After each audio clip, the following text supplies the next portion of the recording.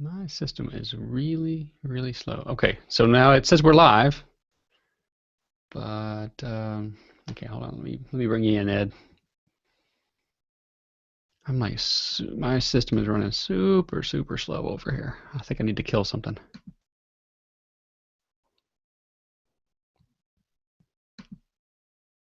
I went to like 0 frame rate here.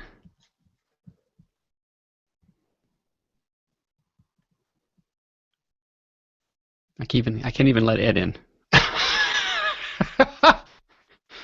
And now here's Jason, which I probably won't be able to let in either. Show and broadcast. Hold on, guys. Getting this worked out. Okay, I gotta kill some things here. Hold on.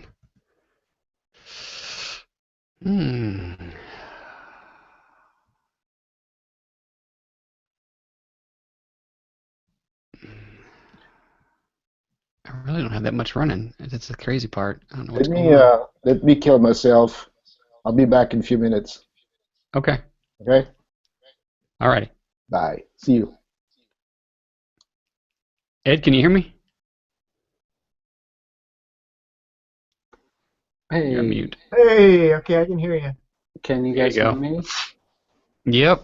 Okay, now that you can, I'm gonna hop off and join back in a couple of minutes because Are you my, gonna kill yourself too? We got 2 people just dropping off to kill themselves? well, you know. I heard everybody was jumping off a bridge, and I said I gotta get in on that. You gotta get out. I love the way he says it. I'll be right back. I'm gonna kill myself. Really? You got some kind of superpowers. All right, guys, I'll be back in a couple minutes. You know? Okay. See him. Well, Charles, either you're very good at holding still or your camera's all worked up. Yeah, I tell you what, I got some stuff going on over here. I don't know what's the dealio. It's all. You gotta stop playing all those games, man. I know. I gotta close some of these windows or something. When was the last time you rebooted? Honestly, I rebooted pretty recently. I know it. Let me just kill some of the. Of course, I have 4 or 5 instances of Chrome open with about 15 tabs per instance. So. Oh, you know, you need to kill Chrome. Chrome goes on a binge sometimes, man. I know, You're probably but too, I'm also and trashing the what do you call it? Trashing your hard drive. probably so. Bring up the activity monitor here. Hold on. Sorry. Yep. That'll probably take very some exciting. Not a very exciting show. I'll just drink my water and be excited.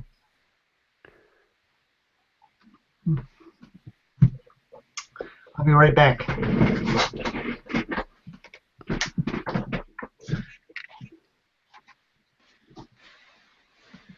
I can't even get in. I can't even get CPU readings on the activity monitor. What the?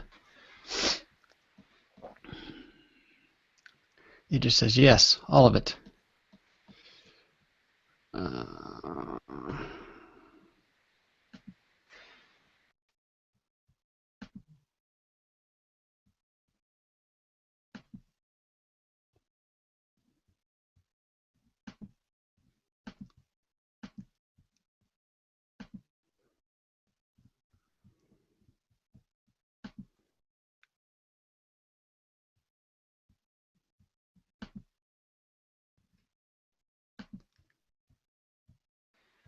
You need to reboot? What's that? I need to reboot? I may have to. I may have to. Stay on the call. I'll reboot and we'll see what happens. All right. Hopefully I can rejoin.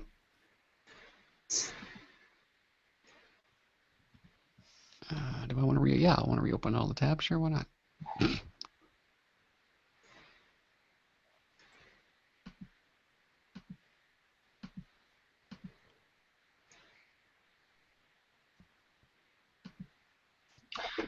Okay, did I miss anything exciting? No, Yeah, I'm rebooting. some video lag. Pretty exciting. Yeah, I'm in the process of slowly rebooting here. Rebooting. Yeah, so stay on the call. I'll be back. Okay.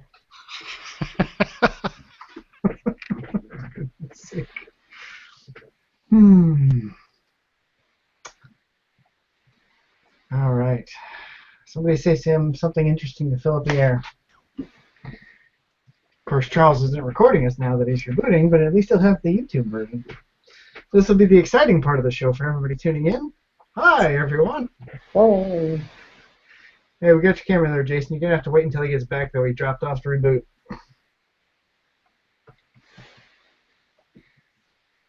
Oh, for goodness sake. What were we talking about this week? Slow computers, I think. Oh, okay. Let me check. Nope, that's not it. iPad Pro, the Apple Pencil, Google's new ads policy, and other stuff, like slow computers. He should be back in a minute, you guys.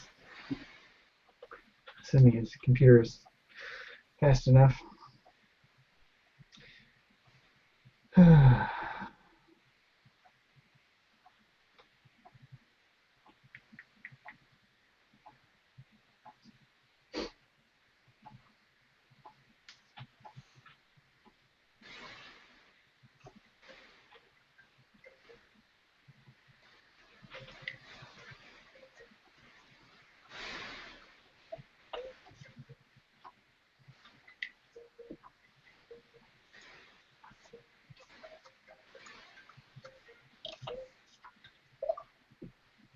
I'm playing the game.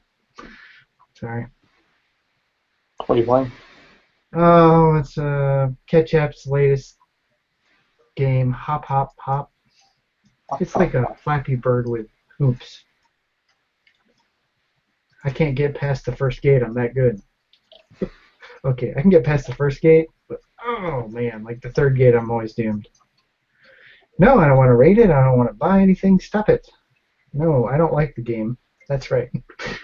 Modern apps, right? Yeah, I know. Just ads 1 second, rate me the next, and give me some money all the time. Oh, would you like to watch a video to get some more? Mm-hmm. Well, I'll be back again, you guys. All right.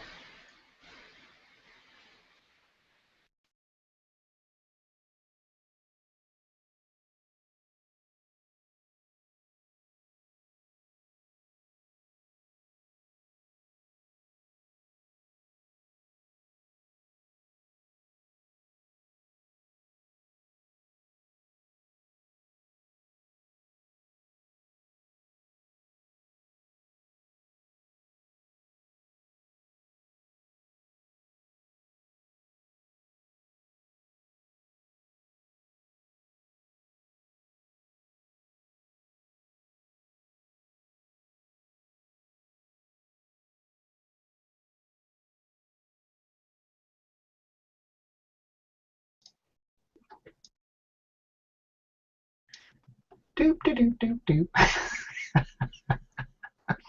I'm the only one on the show while you guys are blocked out. Welcome back. There he is. Here we go. Is that better? Can you? Am I muted? Mm. Oh, we heard you, and then you muted yourself.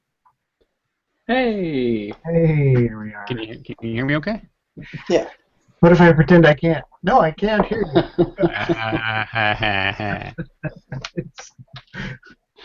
You funny man. Oh, watch it now. Oh. Okay, I'm waiting for my wife to get home. She has this habit of going and being out late and not letting me know. I always worry about her. I do. It's terrible, man. I worry about it. Too many bad drivers around here. I don't know what she's doing. Let's see here. Let me. Probably seeing her boyfriend. Yeah, well. All right. Oh. All right. Now we're recording. Now we're recording. I think we're streaming to YouTube, but at least I got a backup recording on this end. All right, good. What's been going on, guys? What's the skinny? I don't know. This friend of mine was having all kinds of problems with his computer and trying to reboot it. Other than that, nothing's been going on. Well, you know, it's my annual Mac reboot. Oh, yeah. That's what I thought the problem was. Oh, I rebooted recently, last year. Yeah, I don't know what the, I actually don't know what's going on here. Even my mouse is not working. I got something going on, some kind of weirdness. Yeah. It's probably this new, Ooh, fancy. Yeah, you know what doesn't have mouse issues? yeah, Right. yeah, the It's so iPad Pro. big it's eating up all your bandwidth. Yeah, Oh, I see the little I think they little need to. data connector there on the side for the keyboard. Hey, is that Yeah, what that is? yeah, this thing, it's not as big as you think it would be, right? They made it look gigantic in the previews and stuff. It looks pretty gigantic on the. Yeah, it is pretty gigantic. But it's only it's only like, It's subtle. You Subtle get an even. iPad to hold it up against? it's not as big as your finger. I mean, really. I mean, that's like here's my pinky. Oh, I see. No, they said they made that, and you're saying they made that part look gigantic. Yeah, they can't even speak. The whole Yeah, iPad looks gigantic. Yeah, they made the connector look really, really big, and I was like, that's kind of ugly looking. But now that now that I have it here, it's like, well, it doesn't. I mean, you can't even hardly see it. I got an address you can send that puppy to. Yeah, right. All right, well, let's talk about this thing since we're talking about this thing. Why don't you throw your new Apple TV in there too? Yeah. Don't forget the remote. I've got to get one. It's not in the budget for me to get one for myself, but for work, we were releasing a new version of the app that my company produces, and we were like, we should try this on an iPad Pro. Yeah, sure. Yeah. Because we need, you can tell everybody is like, we just want to play with the iPad Pro, right? Yeah. Okay, yeah. Yeah. We need to make sure. We just need to I make wonder sure. how the sales are doing on the iPad Pro. I don't know. I don't know. They have them in the stores and the displays, and I didn't see anybody looking at them when I was in there. But it didn't. I Forbes just did an remember article about it. on launch day we were talking at my work about, should we get it? I said, let's see how it is, and it just you could go online and order it and pick it up 10 minutes later in every Apple store in the city at the time. And maybe that's a New York thing, right? I think we do get a decent, I think they shovel a lot of inventory over this way, but there was no backlog. It wasn't like if you wanted one, you were going to be able to get your hands on one, at least. You didn't have on launch to day. mug anybody outside the store to get one? No, not that I could tell. I don't know. I used to walk by their flagship store every day to go to work, and now with the new job, Because I that don't. happens in New York too, right? Mugging?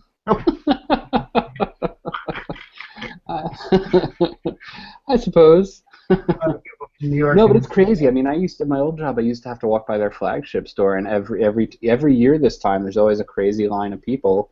There's the people who line up just to line up because they're wearing T-shirts from whatever .com wants them to be parked out there, and I don't think this is the case anymore because I think merchandise is being released in the Chinese market a lot faster.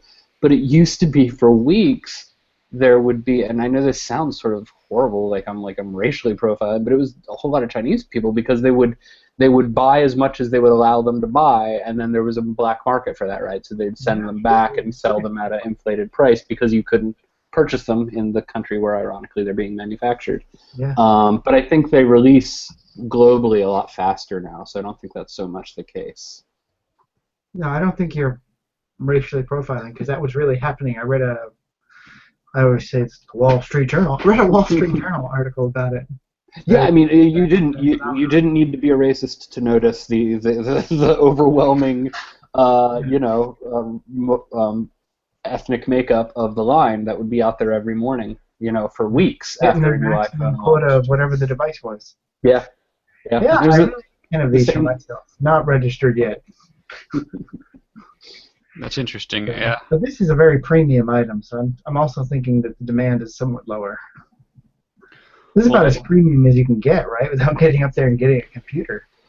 You can walk into an Apple store and walk away cheaper with a computer in your arm. I mean, yeah, probably like a depending on the specs, right? Yeah. Well, I have a theory about that though. What do you guys? Tim Cook said the iPad Pro was going to replace the laptop, which he later said he meant the Windows laptop, not the Mac Pro. To clarify for my shareholders. Yeah. So do you guys think that the everyday Joe will and Jane or whatever will use it instead of a laptop? I don't know. Well, not having one in my hands, that's hard for me to imagine. But Not at that price point, they're not. And honestly, for the user who it's conceivable to use a tablet in place of a laptop, I don't know that the Pro is the right size for it. I mean, maybe this is not the ideal market, but I think of my mom, who for years we tried to get her a computer, and she was, oh, no, I don't need it. And then one year we just didn't even ask her. We got her an iPad 4th generation, I think, just before the Air. The first one with the Lightning connector. And we gave that to her, and she loves it. She uses it for everything. And, not a typical computer user in the historical sense, but, she Facebooks, she emails, she doesn't really do Office type of stuff, but she could on an iPad if she wanted. And I don't know that she would want the larger screen size or the higher price point, but I think an iPad Air, for somebody who just wants internet connected type of stuff. I guess. I don't know. It really depends on what you're saying for replacing. What level of person? Well, yeah. So serious. Well, think about it. I mean, we're celebrating. This is like the 30th anniversary or whatever of Windows or something, right? I mean, yeah. So for 30 years, let's just say 30 plus years, however many apart from that, like DOS and all the other business.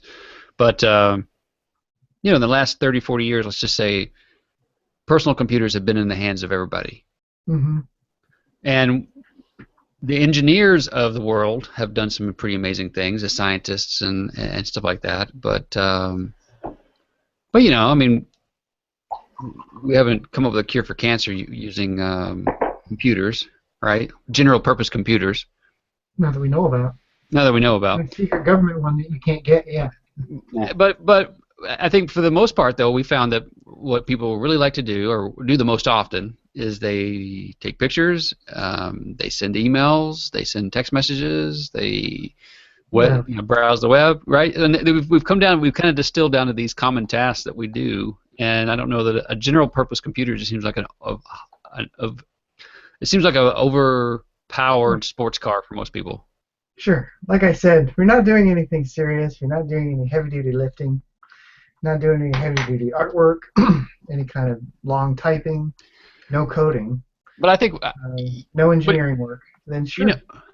Well, could I use the iPad Pro primarily as my primary machine if I wasn't doing if I wasn't creating apps, if I didn't need Xcode or Corona or any other tools for web development or anything like that? Yeah, sure, absolutely. Right, but as soon as you have a use case where you need a specialized tool that the platform doesn't support, then you're kind of outside of that zone. Right, you're like, oh, okay, well now I have to have 2 devices. Which Tim Cook, I don't know. Okay, so I want to take this survey. Tim Cook says that Apple will not do a merged device. That they'll do touch devices and they'll do computers, but they won't merge the two. Would you guys want a merged device? Would you want a touch enabled? I know Michael would because he's got I would definitely want a Surface Book. You would? You would? Too. Yeah. The answer is yes. What about you, Jason? Are you frozen? Yeah. Okay. I would. Yeah, I would too. I totally would, and I've even looked at the mod books a number of times, and wanted to pull the trigger on getting one because I would absolutely do that. I wouldn't get one that was running iOS, but yeah. Yeah, well, see, I'm the opposite. I have a Surface 3, right, and it's a converged device if you want to. I think there's still a lot of refinement that needs to happen, but it's it's a touch. I had my first really good 2-hour work session with my Surface 3 this week.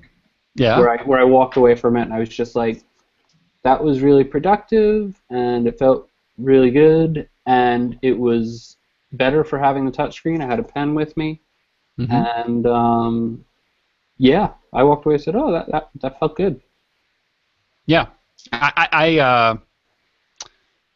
I am not as I don't have anything against Windows. I am not as proficient on Windows as I am on the Mac. I can get a ton of stuff done on the Mac. I know everything makes sense. Everything is just where I think it should be. I know all the key commands. I can get a bunch of stuff done. I fumble over things when I'm on Windows, and I used to be a Windows user forever. Now, is that Windows 7 as well as 8/10, or is 8/10 the stumbling block for you? It's all of them. There's some fundamental things about Windows that have never changed, and those issues are just not there on a Mac. Which issues, out of curiosity? Things like finding when I go on a Mac, I go and the last folder that I accessed is always available to me. Being able to, there's a lot of things that I have to do when I go in, and I'm like I like being able to drag stuff onto the sidebar on the Mac and have all my little shortcuts to folders and stuff like that. And I know they've introduced that in Windows, but it's still very clunky. It just doesn't naturally fit. And there's all these folders that they want to force you to have on the side. It's just a lot of little things.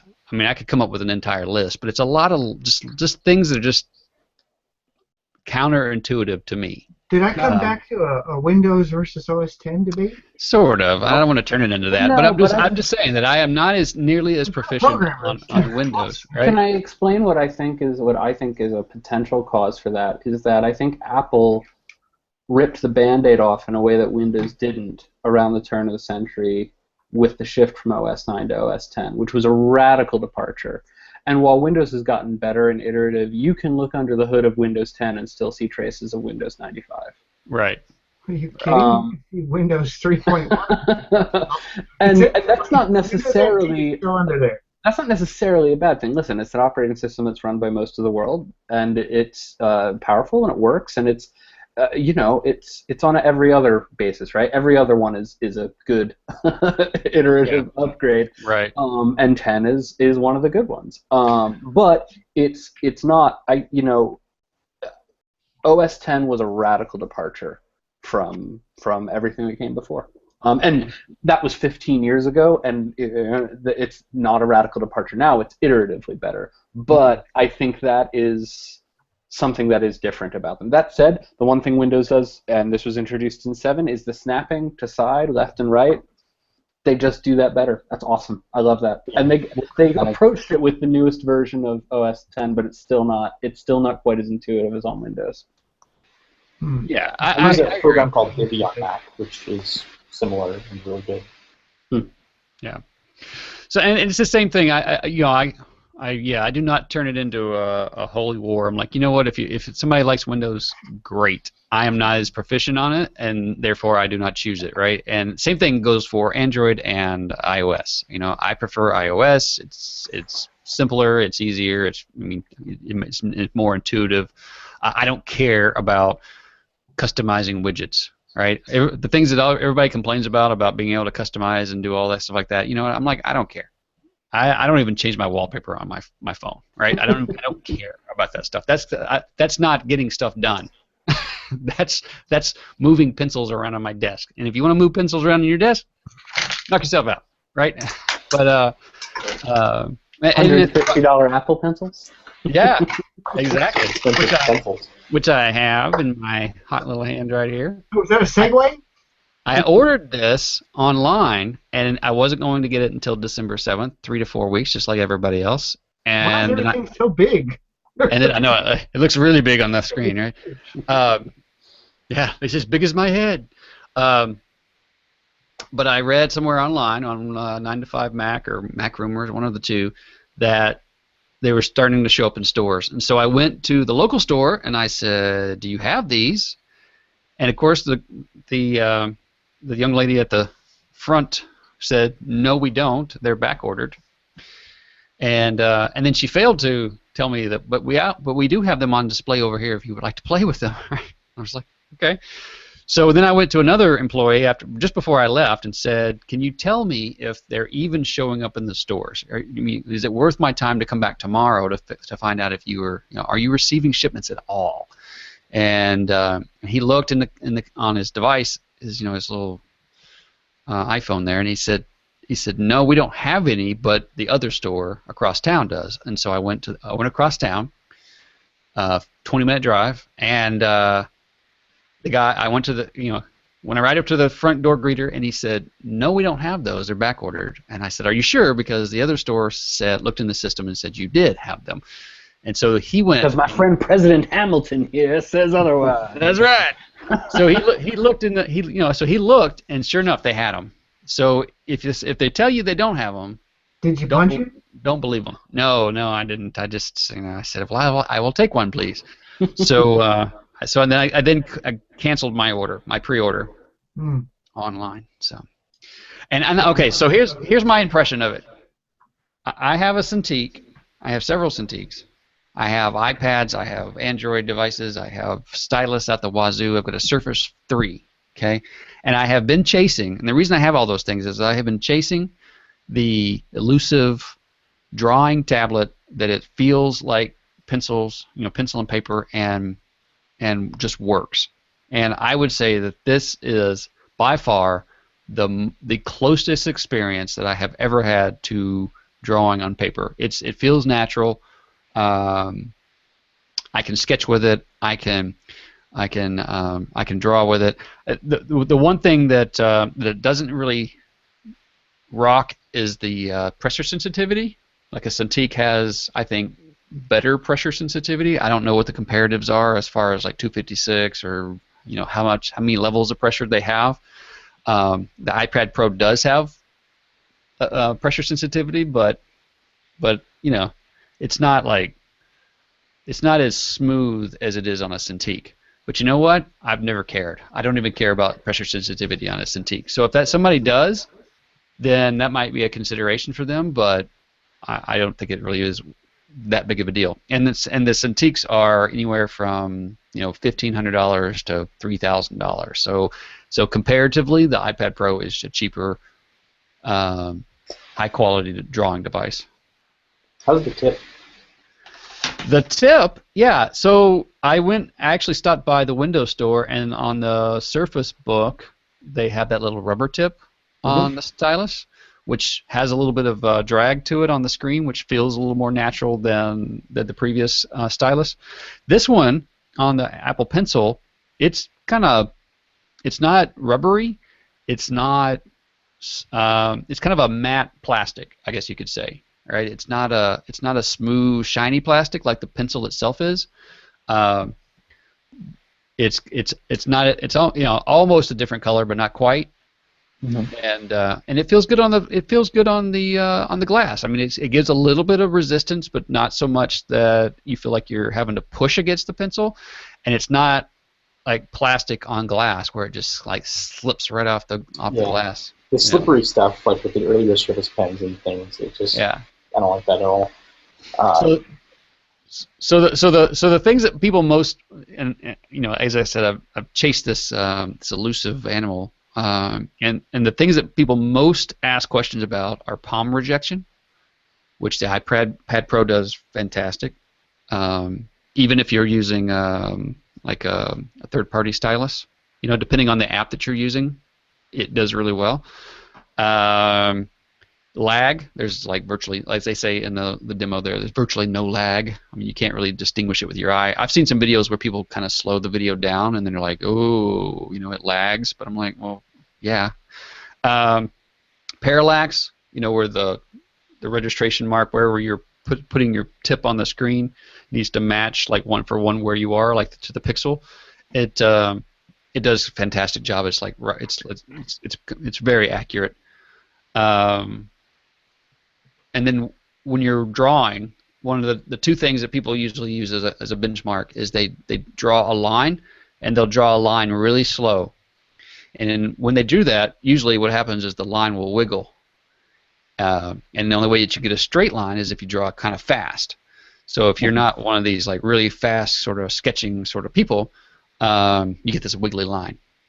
And you don't get that with the iPad Pro. I mean, you can draw as slow as you want. You don't get a wiggly line.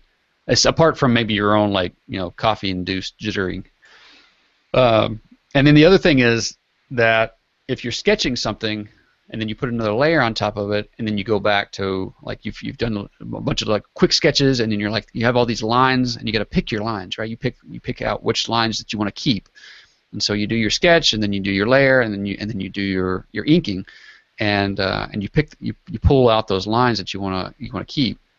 Typically, drawing over those other lines or the original sketch, it's hard to sort of mirror what you want, right? You're kind of trying like accuracy to hit a line. On the iPad Pro and with the pencil, you can nail it every time. I don't have any problem. I mean, I even on Procreate has this selection tool that you can go in and you can select, almost like a lasso tool. You can go in and you can select portions of your drawing, and with the pencil and the iPad Pro, you can select out anything that you want. You're like, I'd say 100% accuracy. It's pretty good. They should hire you as a sales rep right there, buddy. Man, I love it. I mean, I am this thing back here, this Cintiq. It's going to go on sale. I'm not. I mean, I don't need it. I can sit with this thing. I can sit with this on the couch. I have drawn more with this in the last week or a few days or whatever that I've had it than I have the whole time that I've had the Cintiq, because the Cintiq is always up here in the office, and then I have the Companion, the Cintiq Companion, which is the tablet thing, the Android tablet that sits in but it's like a big huge thing, and I just never really felt it feels very, very comfortable, cumbersome, and I don't know, the iPad Pro just feels natural. I just carry it around and I use it, and I even bought it like a little I bought like this little folio sleeve thing. So when when I'm not using it, I just tuck it in this sleeve. It's almost like a mailing envelope. You're like, you tuck it in the sleeve and it's like, whoop, If you're thinking about mailing that again, like I said. Yeah, mail it to you. Got it. That's yeah, right. you send along with that, you can send all your other stylus and stuff to the office here. Yeah. Pressure sensitivity last week for iOS touch events, and it'd be nice to have some stylus to test with. Yeah, right, exactly. No, this is mine. You're gonna have to. We're all trying to get your goodies. I know it. You're just gonna have to wait. I'll let you keep the Cintiq, okay? Oh, okay. Thank you. How I did that? No, now that you have the pencil, right, you don't need any of the other stuff. So you can send it my way. You're right. Yeah. Oh, yeah. Yeah, I should do that. I should just do a raffle. You just pay the postage. So I like it. I like it a lot. The Procreate, the apps make a difference, right? I use ZenBrush in the Apple Store, and ZenBrush seems like it's got a lot of lag to it with the Apple Pencil, and it isn't really optimized and didn't do so well. I was like, I probably won't be buying that. But Procreate is fantastic, and they even built Apple Pencil support right into the. Right from the beginning, right? They just came out with Procreate 3, and that was like a major update for them with all these new little features and stuff, and yeah, it's pretty cool. So, what formats do you get your content out with the Procreate? Pretty much everything, or? Yeah. So when you go to export, you can let's see here, different. Yeah, when you go to. Of course, I'm looking at the pictures on the website, and I know I'm never going to be able to draw anything quite like that. Yeah, you can draw a straight line. Yeah, you can PNG, JPEG, PSD, and then they have a Pro format, which is their Procreate format. So if you wanted to share between, I guess, Procreate versions or something. Everything goes to PSD nowadays. Yeah, exactly. And so here's a thing that I was doodling earlier. It has nothing to do with anything. It's just it's just I don't know, a wheel. Yeah, looks like Which one of your kids is a skateboarder? Yeah, and then this here is so here's a picture that I took of, so like down here I've got paper. Here's an ink and paper, Old school. Yeah, old school doodle, right? And I took a picture of it, and then I turned that into a bunch of layers. And then from there, I made a copy of that, and then let's see here. I'm going to show you this version here. So I made a copy of it, So here's all the sketches drawn out in Procreate, basically just traced over the the original images, and then I made a copy of that layer, and then blew it up here. And that's one of the things I like about Procreate, right? I mean, when I drew this thing, I drew it fairly small. So like this is a fairly large size canvas. I can't remember what it is, but it's like the maximum canvas. And then, but then when you select one of the items on the screen, then you can size it, and it does a fairly good job of keeping the image crisp. Yeah. So you can start out kind of small and say, oh, you know what, I want that to be bigger, right? And then you're like, yeah, okay. And then if you wanted to, I suppose you could bring it out into like Photoshop or do something extra with it or whatever. But anyway. You're hurting me, Charles. I'm hurting you. Why am I hurting you? I had skills, my friend. I have no art skills whatsoever. I'm artless. In all respects. So here's a guy I was drawing last night, and he's all like, he's just from sketch up to final rendering or whatever, final drawing. And I'm just, I'm having a good time with it. I mean, like I said, I mean, this is it's inspirational. I'm having a great time with it. And one of the things I love about here's the thing that I love about Procreate that I think Photoshop has some competition about is if you take let's take like a, so you create like a circle, right? Let me do a circle. If you do a circle, a closed shape, and then you drag color in, it automatically fills in that color, fills in that shape. So if you do like let's do like a blue or something here, and then oh yeah, I mean that's great because I mean after decades, right? You just get used to the paint bucket fill, but that's a lot more intuitive. Yeah, it's like super fast too. So you go through it, and one of the things that I'm doing a terrible job of showing this off, but one of the things you do when you do all your layers, you do your all your outlines and stuff, and then you don't do the color, you just do the outline, and then you do a layer, you put it beneath the outline, and then you turn your outline layer into what they call a reference layer, and then anytime you drop a color onto your reference layer, it'll actually put the color on the layer below it. And what that really is for is to keep your everything separated into these different layers, right? So you can have a color layer, an outline layer, and you can have a layer for like shading and all these other things. And then you wind up at the end being able to you just touch and pinch and you merge them all together.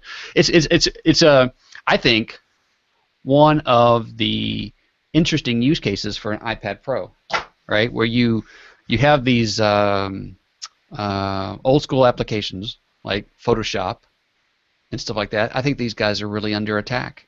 I really think that tools like Procreate and what's another one?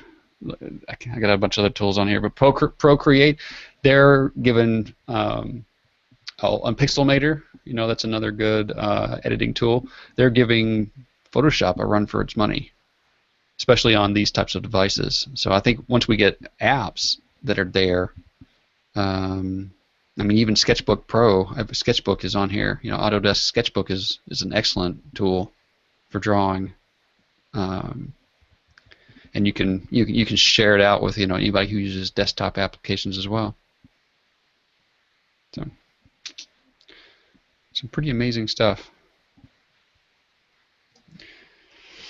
Anyway, I will say the first 30 minutes that I had it, I felt like an idiot. I did. I felt like I felt like the biggest sucker in the world. I was like, I have this big iPad. What did I buy? Why did I buy this thing? Because you get it out of the wrapper and you're like, whoa, and you turn it on and you're like, it's just a big iPad, and you don't feel like you got anything different. You feel like, oh, and I didn't have the pencil, so I couldn't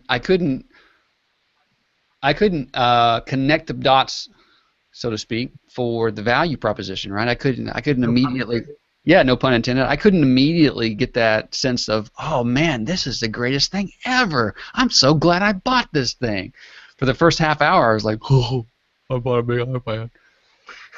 So would you be more That's gotta content be an with outtake right there, buddy. You could do that one and put it in a loop 3 or 4 times. What were you saying, Michael? Would you be happy if the pencil just was supported on like a normal iPad? Oh yeah, oh yeah, yeah. Look, don't get me wrong. I mean, I like the screen real estate of the Pro. I like the responsiveness of the A9 processor, right, and the double whatever they're doing to double the response rate, all that kind of stuff. Love it. Okay. Would I enjoy it as much as if it were on an iPad, like an iPad, was it iPad Air 4 or whatever? Sure. Yeah. Probably. I'd probably be just as fine. You know, it wouldn't have as much screen real estate, but I would probably enjoy it just fine. So it's more of a big deal for the pencil for you than the actual iPad Pro. It's all about the pencil. It's all about it really is all about the pencil. I like the screen real estate. It feels very natural. It's not quite as I posted this before. It's not quite as big as a piece of paper, right? Like, so there's the paper. The paper is actually bigger than the screen real estate, but so you're not getting like a full legal sheet of paper to draw on, not like drawing on a pad. And I've drawn on iPad Minis, and I've drawn on the iPad Airs in the store. So I think it's all about the pencil, and I think it's about how well the device responds. It's very smooth, it's very fluid. I don't have to think about anything because you don't want the tool to get in the way. That's the one thing that the Cintiq has, is that the tool doesn't get in the way. But unfortunately, it's such a big form factor, right? And you can only use it at your desk, or even the Cintiq, the companions. They're still fairly heavy, beefy things that you have to carry around with you. So. Well, one day I'll find out. Yeah. I mean, I would say go into the store and mess with it, right? I mean, get a feel for it. I think that voice that you did. yeah, right. I think once they, like you say, Michael, once they go and release an iPad 5 or whatever, and it supports the pencil, then I think it'll be a harder sell for the iPad Pro. Because there's a lot of people who are they're perfectly happy with the 4 with an Air. They're like, it's good for reading in bed. It's blah blah blah. It's all these things, but no thanks. No reading in bed for me with an iPad. No, why not? That's my Kindle is for, man. Oh, okay. Well, it's the same thing. I mean, same concept. Backlit screen. Ugh. Right. Speaking of that, has anybody used has anybody tried the new $50 Kindle? That is a shot, man. That is like a shot across the bow. $50. Is this the one with no external controls? No buttons? I'm not sure, honestly. I don't know. I don't know all the tech specs right? on it. All I know is not backlit. No, it's a color Kindle Fire. Oh, I know what you're talking about. $50. Yeah, it was $50. Now it's back to $100. Okay. Unless they drop the price again. Right, the 6-inch Kindle HD. I mean, man, oh man. I'm still using. I think I'm using the first HDX generation. There were a couple generations of those, right? That's the Kindle I have right now as a reference machine. And that's a capable little device. Wouldn't be if somebody asked, all things being equal, it's not the one I would recommend, but it's a perfectly capable little tablet. Oh, and if you're a Prime member and you want to use it for video stuff, then yeah, it's really that's a real value proposition. Okay, let's talk about that for a minute. Are you a Prime member? I am. Do you use it for video? I do, but more because with the kids now, it's kids programming is not as uniform across the various services. Like I have a Hulu membership, I have a Netflix membership, and I have the Prime membership. Okay. Hulu and Netflix, we use them for the kids, but it's also I will watch things from that. I had a Prime membership going back. I mean, my company bought it for me back when. I think this is I'm now entering the first year where it's coming out of my own pocket. And but I use all sides of it.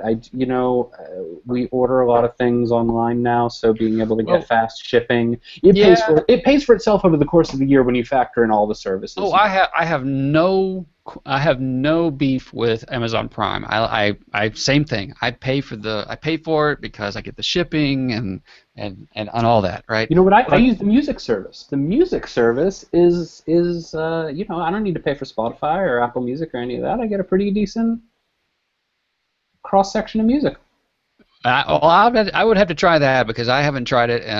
I've tried their Amazon Music and I didn't really like their player. Again, all things being equal, if I wasn't invested in the other side of it, it's not the music service I would choose. But as a value add, it's pretty good. Well, the reason I ask about the video is because everybody always says, "Well, and you get the video, right?" And I'm like, you know what? I've been on to the Amazon's video collection, and it's meh. It's not that great. It's the same stuff that Netflix has, if not, They've done some original programming that some people seem to like. Transparent won a bunch of awards. I didn't watch it, but yeah. But see, that's again, and everybody quotes it, but I'm curious as to how many people actually use the video service, right? They get the Prime. The video is thrown in as a freebie, just sort of a Benny to get you to I don't know, man. Subscribe. I get all 5 seasons of Daniel Tiger's Neighborhood,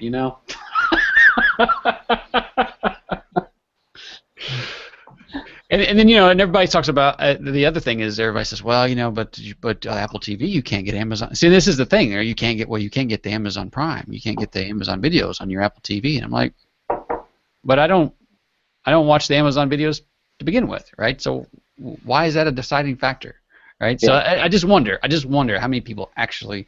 Well, it's not a deciding factor for you, right? Because you have like a whole bunch of other services, right? If you only have Prime, you probably don't need other services because you already have Prime.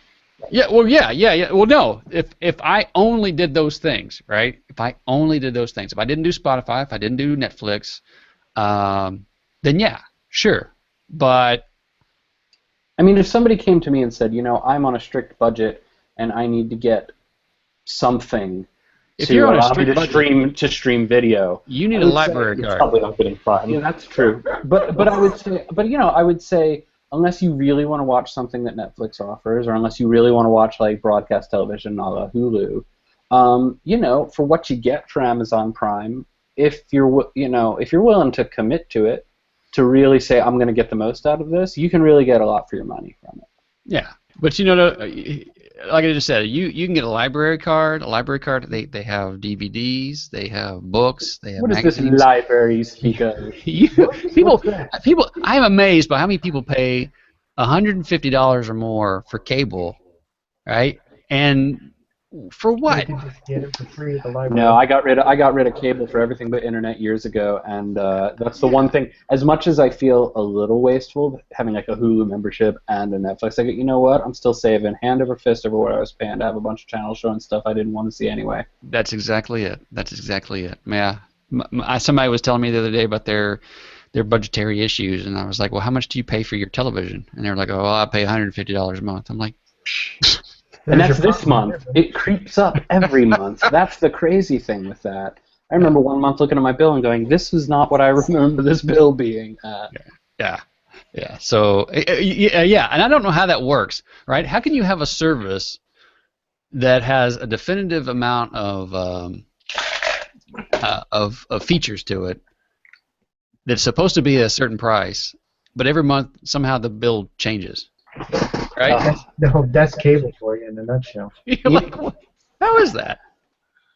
I mean, like, phones are the same way, right? You get X number of gigabytes for your service. You get X number of text messages or whatever plan you're at, right? you get X number of this and that, and then somehow at the end of the month there's always this like $1 or $2 variation of the bill. You're like, drives me insane. I said it somehow always goes up. Yeah. They're relying on that, though. See, they're relying on people not noticing so they can raise the pain threshold until it just hurts so much and then back off a little bit and then get all that extra money. Yeah. And they're starting to throttle in the cable companies are starting to catch up with the cord cutters in certain markets now. They're starting to cap data and get you the other. I don't know.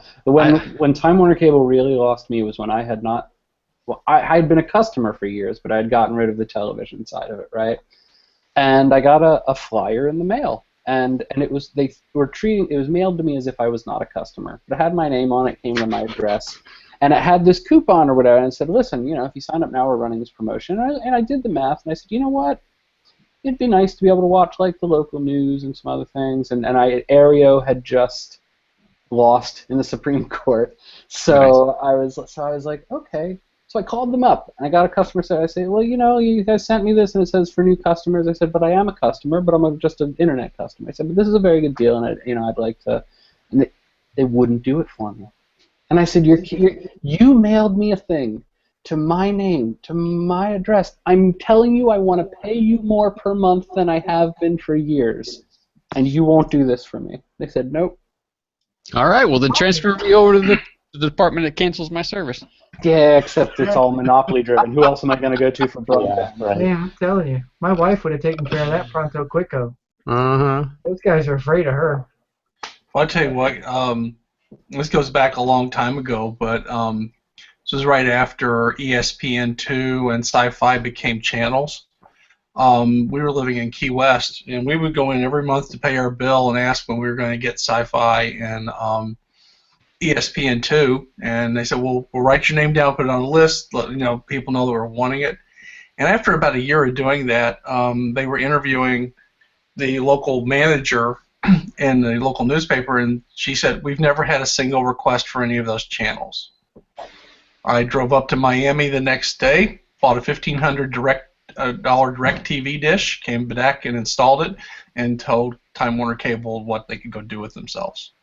Can we just step it back for a minute and let me just say that you living in Key West makes so much sense to me. It really paints a picture. I get it. I see you in Key West, Rob. Oh, it was fun. It was a fun 6 years. And the only time we've not been DirecTV subscribers since is AT&T Uverse lured us into their world for a couple of years. I'm still using Uverse for my internet, and we switched temporarily because if you just got Uverse internet, it was a $300 install. If you got the TV package, you got a $100 gift card and a free install. So. So we left them for a little bit, but we're back now and still have my AT&T internet, and Time Warner Cable can go still stuff themselves. I don't think that was what you told them. Yeah, it's amazing. It's amazing. I think that these companies are they don't have any competition, right? They don't have any real competition. I think they all kind of get together and laugh a lot and smoke some cigars and cry about Netflix and make these. Yeah, I mean, like these companies, like T-Mobile. The president or the CEO, or whatever, T-Mobile, like chewing out all the heavy bandwidth users. These people are like unlimited users. You're stealing. You're blah blah blah. I'm like, they're your customers. You sold it to them. Did you really complain about that? Didn't T-Mobile just offer free Netflix streaming and all that stuff?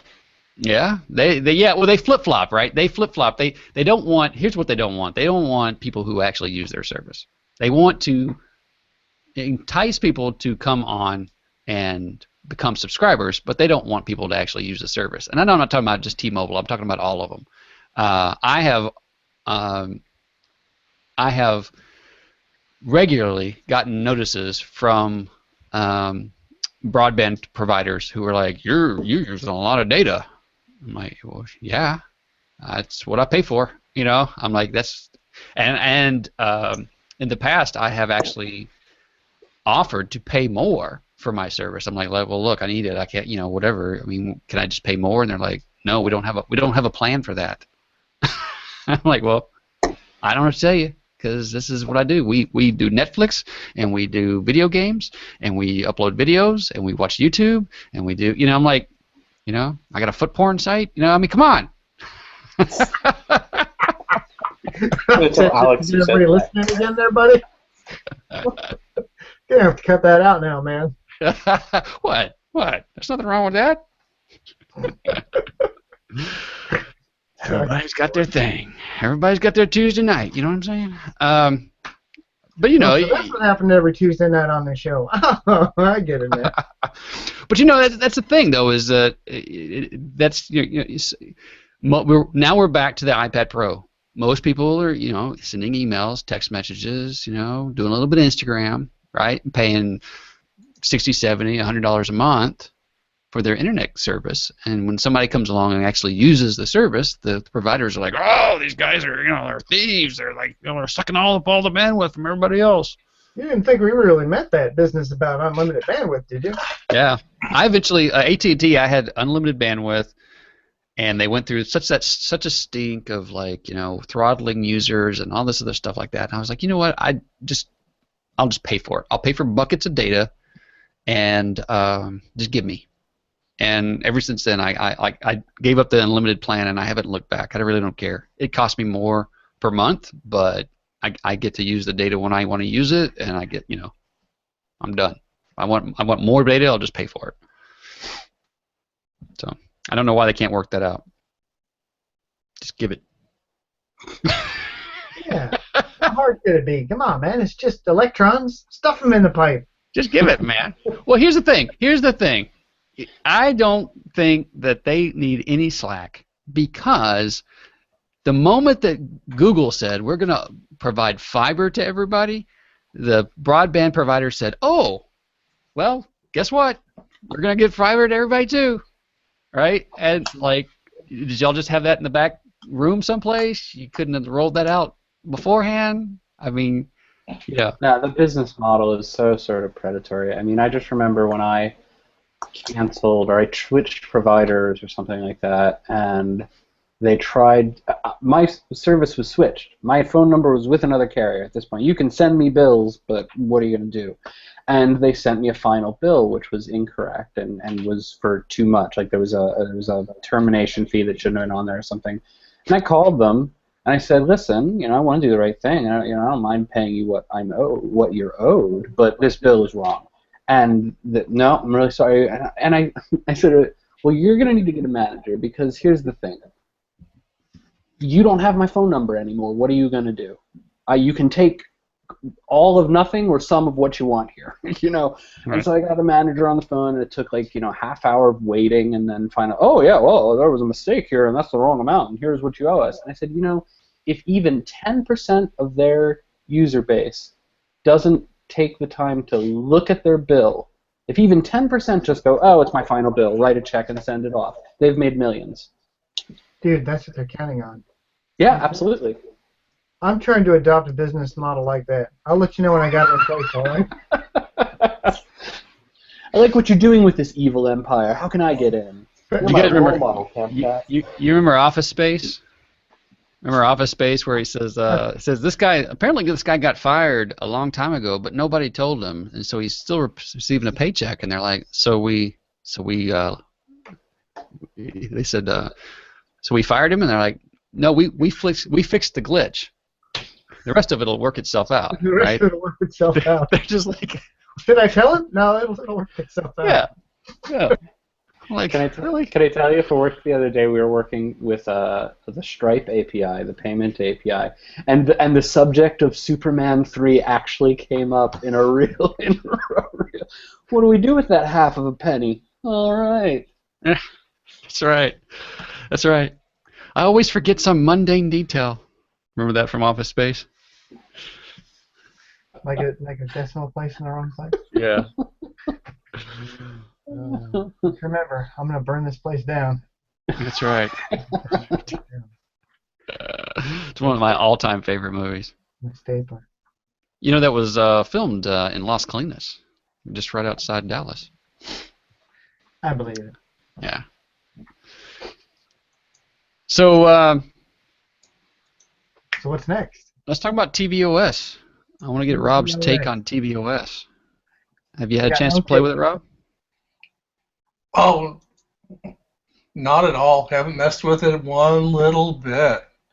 Not like I did a tutorial on using the controller in accelerometer mode today or anything like Yeah, that. man. When are you Yeah. gonna get on that?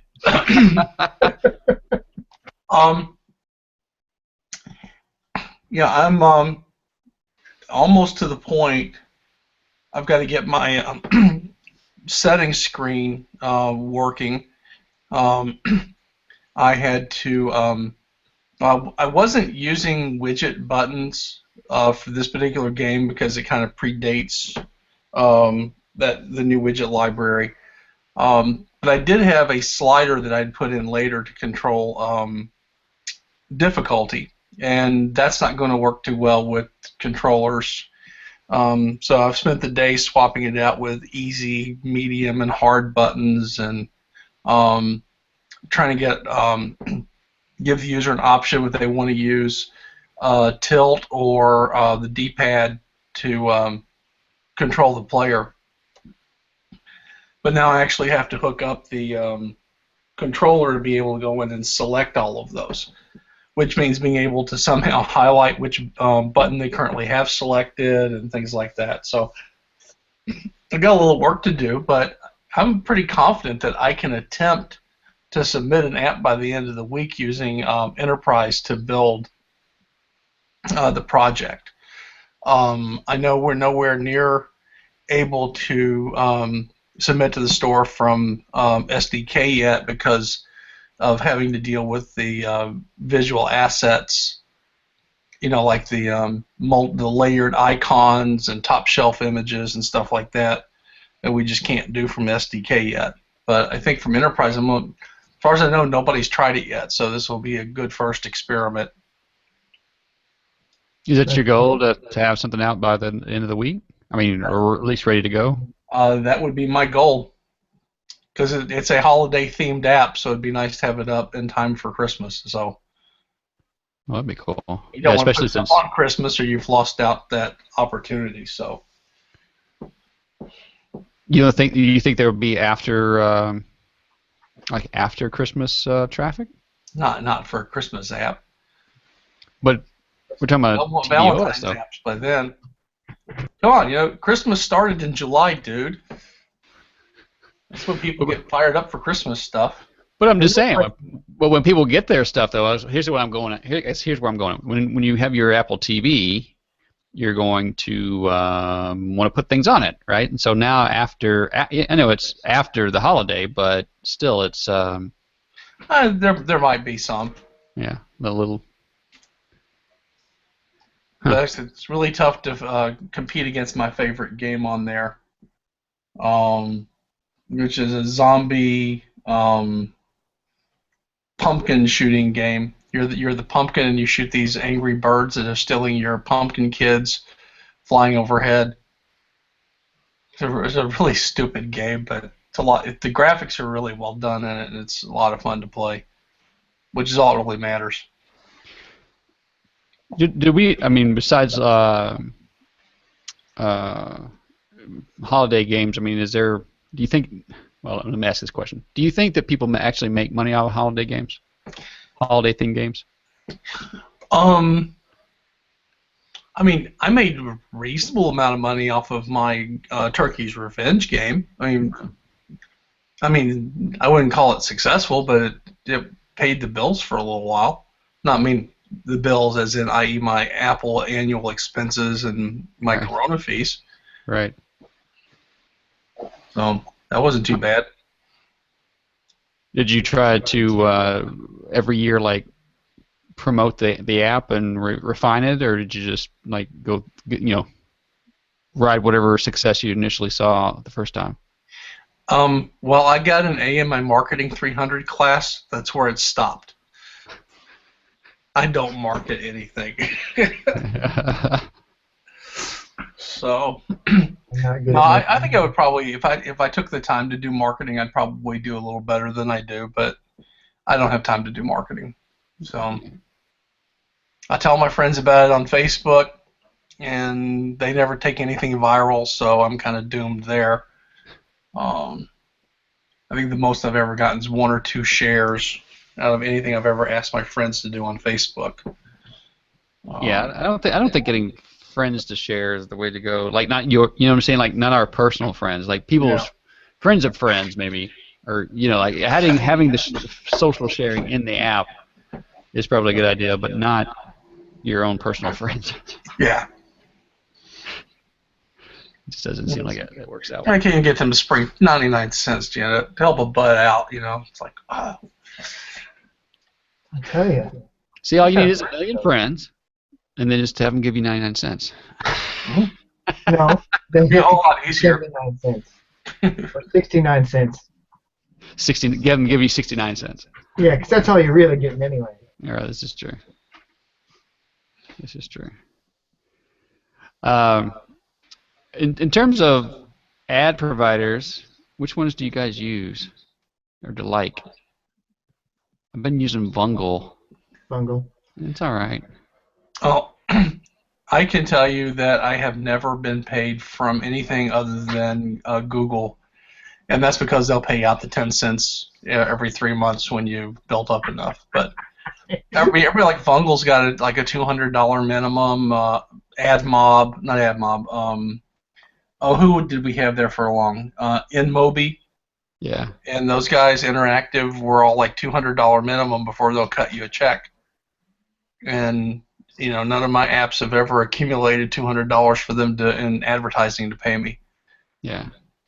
And you got to do a new ID per app, so how are you ever going to get that? Mm-hmm.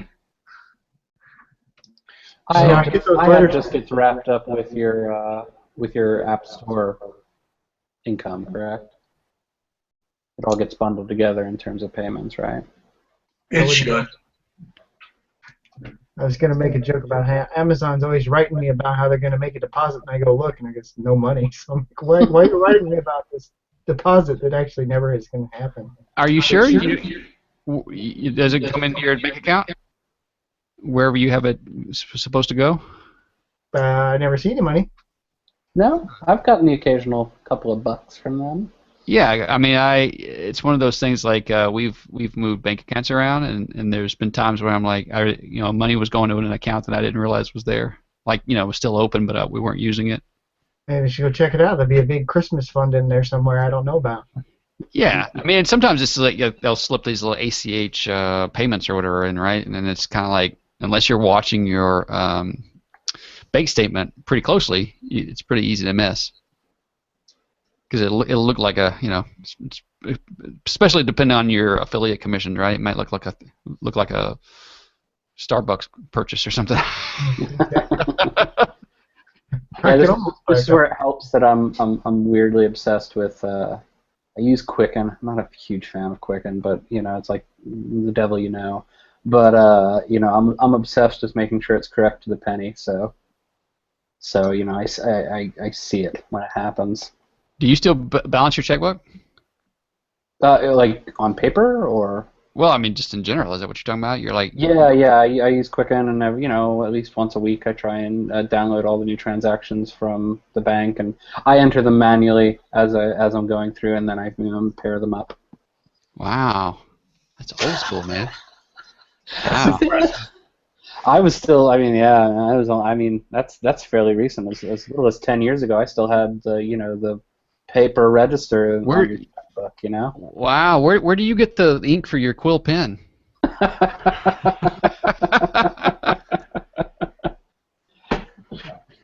No, where do you get the ostrich feathers? It's more. By the end of the month when I've paid the bills, there's not a whole heck of a lot in there. So I need to make sure I need to know exactly how much is in there so I can confidently spend without worrying about overdrafting. Man. I do fuzzy math. I typically, what I would do, when this drove my wife nuts when we first met, I knew how much I was putting in. I knew how much needed to come out. And as long as there was more going in than needed to come out, I never balanced my checkbooks. Right? I would just put it in, and then write checks, right? Spend the money that I knew, like regular bills and stuff like that, and then every month I would just zero out the account, and then I would put more in, and then right. And so there's always like this surplus balance on the account, but I just never knew how much it was, and that's the way that that's kind of the way that I roll in terms of balancing checkbooks. I'd rather have a bunch of money in there that I don't know how much it is, but know that I'm not spending more than I'm putting in. Sorry So about that. I always told my wife, check my pockets when I die. Right? Don't throw any of my clothes out. Check all my pockets. So, yeah, we were just giving Get some Jason balancing your checkbook? a hard time about balancing his checkbook. Yeah. Mm-hmm. No, I control W in the wrong window. Do you, Ed? Do you still balance your checkbook manually? Yes. Really? Oh, yeah. Why? For the same reason Jason gives. No, but even when I'm not skating the line, it's like it makes Does it help you sleep at night? It makes my brain itch if the balance showing in my accounting software doesn't match the actual balance in my checking account. It just drives me insane. Do you still write checks? For the rent. Yes. You write, okay. You write check It's the checks. same sort of reason why you got to look at that Comcast bill, right? It's got to make sure everything lines up. Yeah, I guess so. Yeah. Of course, because these days the Time Warner cable the bill is always the same, right? And I'm like, that's the way it's supposed to be. Why AT&T? Look at this. Look at this AT&T. Time Warner cable, always the same. Wow, holding up Time Warner Cable as the example of doing something right. What has the world come to? I know it. They haven't really made a turnaround. They were like on the bottom of the list. Maybe still are. I don't know. But they were on the bottom of the list as far as customer service was concerned. And when we moved to the Austin area, they were like, they were very polite, and they did all these surveys, and they wanted to make sure our service went well. And how was that service call? And was everybody friendly? And I was like, yeah, shut up, leave me alone. I miss the good old days of cable television. When a kid making barely over minimum wage came to install it, you'd slip him a six-pack, you'd get free premium channels. You know what I mean? Hey, Wait a minute. What? Oh, this is being recorded, you know. Yeah, right. I can't be the only one who ever did that. You just made sure there was cold beer in the fridge when the guy came to hook up your cable, you know? That's right. If a six-pack happens to fall out... That's right. I'm talking with my microphone off, but anyways. That's funny. Oh, man. I do that all the time. I'm trying to be polite, and then I turn myself off. Hey, Ed, you sent me an email about Google Play services changing their policy for apps that have ads supported, that are ad supported. What is that about? I think it's part of their campaign of making one new rule change every couple of months, and then nagging you about it for about 6 months, and then telling you that your apps are all going to go away unless you finally please do what I told you to do 6 months ago. The real answer is they are saying that we have to mark all of our apps that are going to be using ads as ad supported. And my feeling here is I don't know. I've got several feelings about this, but I think people are getting sick of ads, or maybe they're worrying that they want to categorize these things a little more. I think they're saying, we want to do this to make the apps more easily visible to parents, so the parents can go, I don't want my kids being subjected to a bunch of ads. It's not kid-friendly enough. No, you can't download that, Jimmy. You know, that kind of thing. But it's global, right? It's not just for their kids' store. It's not just for apps that are. No, it's for everything. All your apps have to be marked. That's why I made the first joke, because we just went through this last thing. I don't even remember what it was. Where they're saying we were talking something about Vungle change, and I kept getting all these warnings and going, hey, you got to go change your Vungle thing. I'm like, I'll get to it. But that was a vulnerability. You're out of here. That was a vulnerability in the Vungle SDK, though, right? Yeah, I know, but I was going to get around to it eventually. I enjoy the thought of Google doing this, though. It's like, we were reading all of your Gmails and found out that everybody was really concerned about ads in their apps.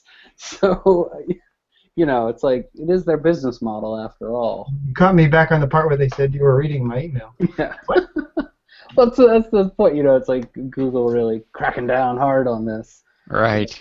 I think it's more of the fact that they're I don't know how exactly this particular issue ties in, but I think it has a lot to do with their fact they're trying to protect their ad revenue, right? They're seeing they're seeing unfavorable conditions in the ad market, and I think they finally are waking up to the fact that they need to make sure that the store is doing well.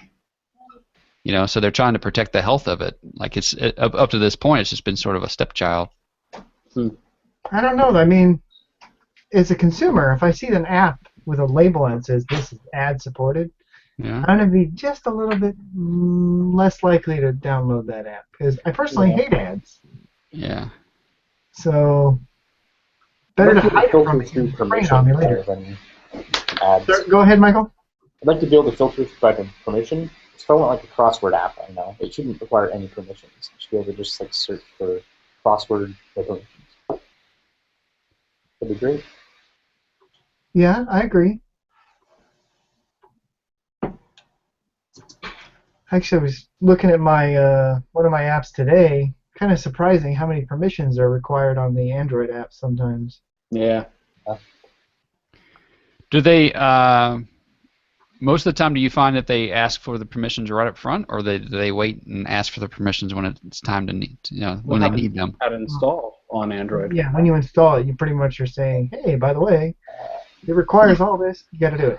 And sometimes it's scary sounding requirements for a benign feature. Yeah. I know they like to do that. Yeah, it can delete everything on your phone and read all your bank statements. What we want. But what it really wants to do is save a little JSON file so it can set Yes, exactly. Really, what we meant, we just want to be able to write a JSON file, a sandbox. Yeah. As a note, that's changing in Android 6, so your current apps will have to be more aware of who actually have information and whatnot. A better view on what the real permissions are, instead of these broad permissions that we put them in the build settings, and then they interpret that as we're going to do everything. When really all I want to do is write to the sandbox. Will it? But also more like iOS, where I want to use the GPS, so you request to use the GPS, and then the user says yes or no, and then goes from there. See that makes total sense, because when you install an app on Android, it's like, I want all these permissions. You're like, what? I don't know. I'm just trying to install the app. Yeah. It makes more sense when it's context, where you're like, hey, I want to use my location. Oh, well, then you need to turn on the GPS. Oh, okay, I'll do that, right? I mean, that makes sense. You can put a frog in a pot of water, and if you turn the heat up slowly enough, it'll just hang out in there. I think that same concept extends to creating accounts, even on iOS. You install an app, you load it, and the first thing that it wants you to do is create an account. The Adobe apps are terrible for this, right? You can't use any of their services, any of their apps, until you have logged into your Creative Cloud account. And I'm like, well, I don't even know if I want to use this thing yet, right? You're making me create an account for something I don't even know if I want to use it yet. But I've seen other apps that I saw this one app that asked you a series of questions to help kind of customize the application to your preferences or whatever. And then at some point, after you had answered 10 questions or whatever, it said, oh, okay, well, now, to save your progress, you need to create an account. And I was like, well, okay, that makes sense. I've invested all this time. I've answered all these questions. Sure, let's do that. The investment thing. It is. I've invested all this time. I might as well just get more information while I'm at it. Right. Well, yeah, but at least you had a reason, right? You weren't just like, hey, you got to create an account, and then we're going to ask you a bunch of questions. Splash screen. Welcome to our app. Stop. You must give us an account. Right. So Yeah, a lot of games have actually lost me that way. I download the game, go through the splash screen, and the first thing is create an account. You're like, what? I just want to see what the game looks like. Get the hell out of here. right. That's a bad word. Yeah, you're just like, nah, I'm out. You know, you don't want to. It puts a bad taste, and I think it's the same thing, right? It needs to have some context. I need to have a reason why I want to do it, not just to do it just because What I really need is you want another me to. 10 unused accounts with my name and information and a made-up password that I'll never be able to remember. Do you do you guys who uses Game Center on iOS? I have. You mean as a consumer? Yeah. Oh, it was a. Only when I it's actually 16 do bucks. that. Not really. So like Clash of Clans, you don't save your progress on Game Center? Well, I mean, the app does it for you. If you're logged into Game Center, Yeah, right? Is that what you're saying? yeah. So you've used it, but you don't But use it. You don't I use don't it go like. there to do. I get occasional friend requests. I have no idea what Right. value friends on Game Center is. When I was playing, what was that popular word game for a while? Words with Friends or whatever. Uh-huh. It was doing its multiplayer stuff, and I'm sure part of that was going through Game Center, but Do you have more than one account? More than one Game Center account? yeah, because you have to have one for testing. See, because I have created multiple accounts, not because of testing, but because when I go to Clash of Clans on a different device, it says, it's supposed to say, hey, would you like to, you're logged into Game Center as this individual, and you already have a Clash of Clans entry in your Game Center settings or whatever, and would you like to load that on this device, right? And it doesn't do that. Like I did that on the iPad Pro, trying to pull my Clash of Clans over so I could play it, like on this big old screen. And now, for some reason, I've got the opposite. I've got this level 1 village that's keeps popping up on my iPhone. Clash of Clans says, "Hey, you got a level 1 village. Would you like to load it?" No. No. You wiped out my history, you bastards. So Game Center is like this useless tool, right? It's an That enemy works tool. for me. I mean, in the sense of I the word. enjoy good leaderboard. That's what I like it for. I like a game with a leaderboard. I like to see. Yeah, particularly the casual games. When one of those games. When I went through that spate of me playing the game of the month and sort of getting a little addicted. If I had a leaderboard in there, it was nice to see if I was stacking up. So you want to know how you stack up next to XYZ? Depending on the 1, type 2, of 3, game, but 73? yeah. For like Laser Dogs games, I like to see, hey, I'd like to see that your score was higher than mine on that game. Right. That's all that mattered. $50 gift card, that's what that was all about. Hey, man. That's not the same as enjoying the service, my friend. but Charles, Yeah. For me, I was playing Clash of Clans on my iPad, and I didn't have it with me, and I was wanting to check up on things, so I installed it on my phone, and it said, do you want to use this existing one? I said yes, and at that point, I can play the games independently or, on either device, well, at least until I quit playing Clash of Clans. Now, I installed it on my Google Nexus 7, and it didn't because they're using Google Play Game Services, and instead of doing a cross-platform environment like Parse, they chose to do it with local multiplayer game support. Yeah.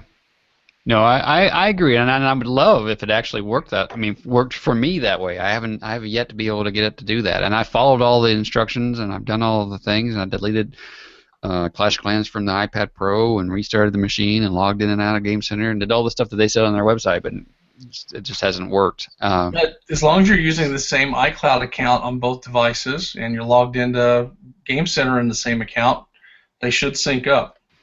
I agree. I agree. You mentioned something here a second ago that I thought Chris Byerly is got a Parse plugin, right? That guy's a superstar, man. Isn't he? Some great stuff.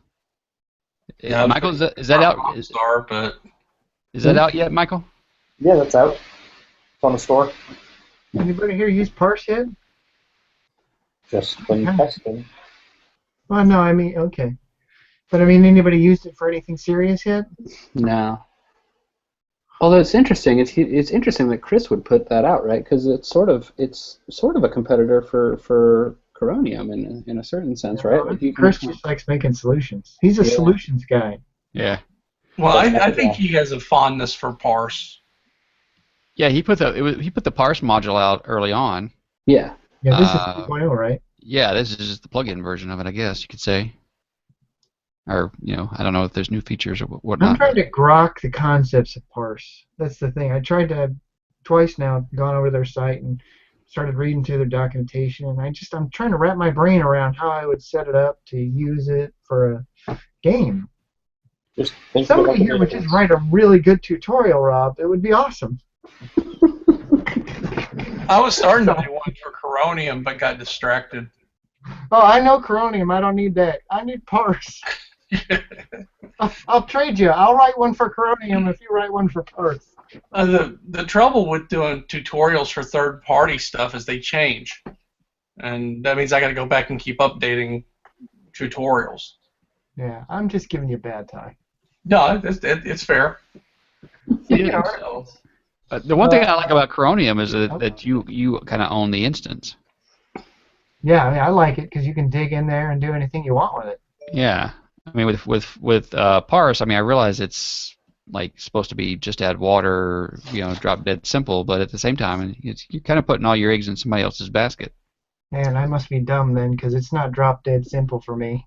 Well, I mean, besides like setting up your own cloud server instance and loading software on it and configuring blah blah blah blah blah blah blah. Well, that's what I'm curious about too with you, Ed. So, as somebody who uses Coronium pretty extensively, have you crossed the paywall yet for your Amazon S3 account? I'm actually using DigitalOcean. Oh, okay. Oh, so you crossed the paywall already? I'm sorry?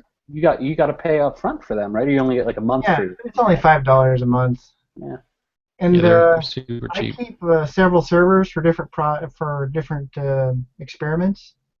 So for me, it was just throwing it on one of my open servers, pretty much. I mean, we ended up rolling it into a fresh server when we did Mike at Crave Creative and I just released a game that uses Coronium. And we ended up setting up a brand new server for it because it was going to be simpler to make sure that it was safe and didn't have any problems with other experiments. I wouldn't want to do something stupid like I did during the development, which was I was playing around with some other idea, and then I accidentally reset the API key, which then knocked out the thing, and then, of course, I was like, why isn't it working? Well, it's because it's got the wrong API key, idiot. Oh, no, did you have to push an update to fix that? No, well, I'm sure there's a way to backdoor it and put the API key back, but I couldn't figure out what it was, so I just changed the code. Yeah. It wasn't released yet, so it was fine. Okay. Oh, that's good. Yeah, no, I knocked out one of my released games when I did that, too, so that was awesome. Sorry, folks. Gonna have to re-release this to get the API key in there. Hold on. It's alright, I wasn't getting much traction on that thing anyways. Is that game up, though? I know you had talked about it. You haven't played it yet? What do you mean, is it up? Well, no, I didn't. I knew it was coming. I didn't know you gotta be a better salesman, man. Captain Heart, right here. You see it? There's blood pumping out now. Which one are we talking about? Picture Perfect Memory. Oh yeah, that game. What's the other one you were talking about? It was my experiment, the one that we were talking about way a long time ago. Dear God and the happy one, whatever. Oh yeah, kind of the text-based thing. Yeah. Okay.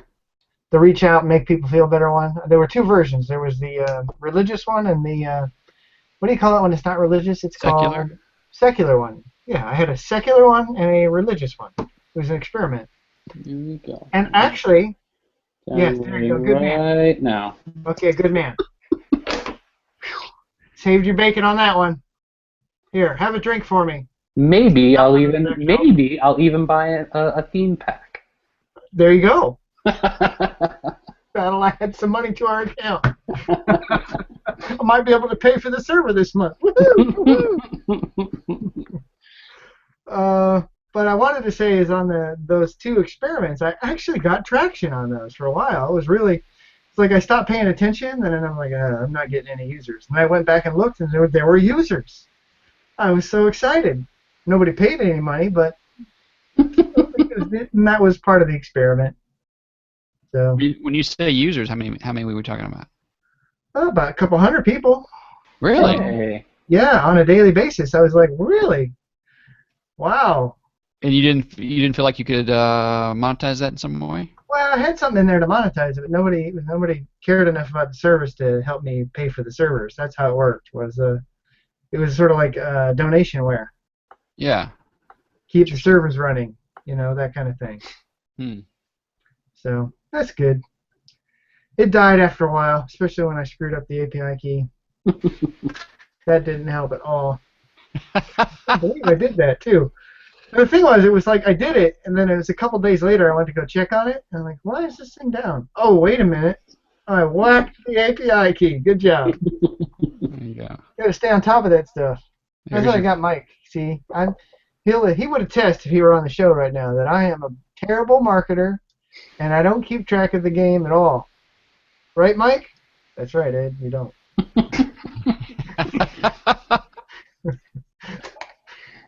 Oh, but I was going to say earlier, give me a second, now that you got me talking.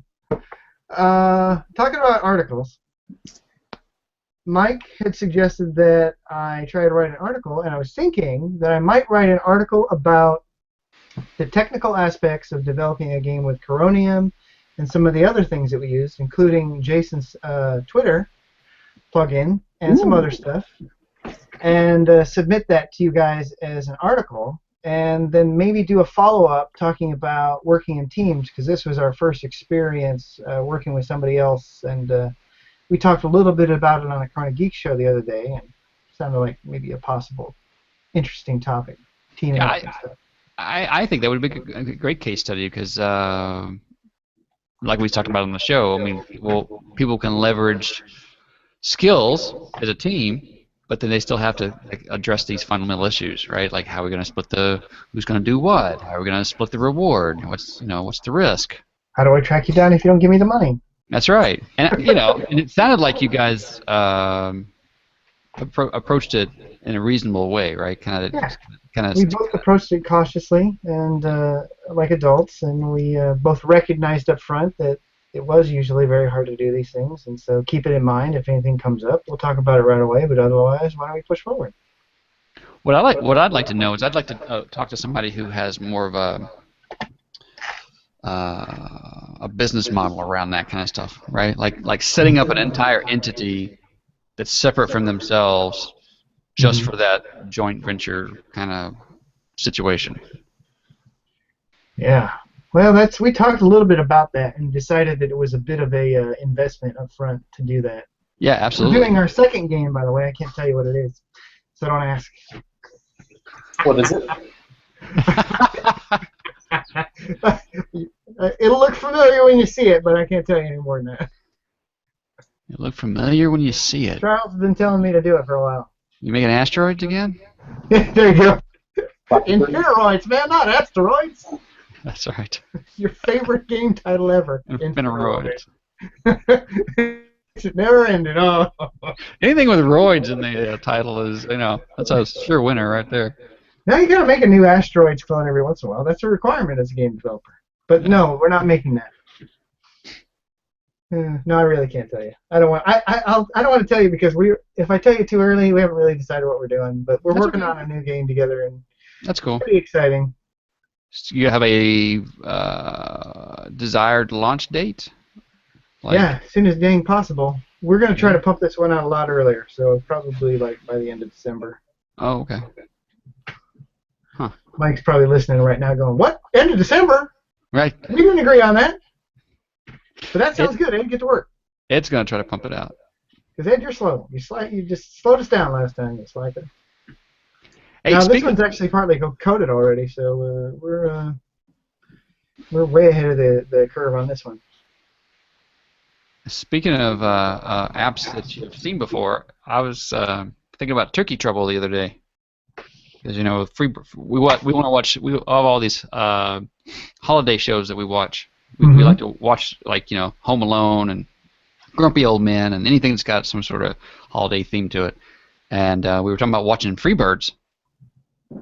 My most successful game ever. Yeah. You know what I'm talking about, Michael? No. So Ed did a promotional app for what was this studio? Real FX. Real Effects in Dallas, and they did this movie called Freebirds several years ago, I guess, now, and it's the story about Thanksgiving turkeys, Time sort of travel. thing, time traveling Thanksgiving turkeys, and Ed did the promotional app for the movie, and it's called Turkey Trouble. Yeah, Baby Turkey Trouble. Baby Turkey Trouble. Yep. It's Candy Crush with turkeys. Yeah, it's It's got Corona. one rating on the iTunes That's Store. what it is. Yeah, Corona Crush with turkeys. Lots of turkeys. Yeah. But it's really well done, though. I mean, the studio provided what? They provided the artwork and the sounds and all that stuff, and Ed did the... Ton of art. Yeah. Yeah, it's really well done. I mean, for a for a turkey matching game, right? I mean, it's good. It got a zillion downloads, man.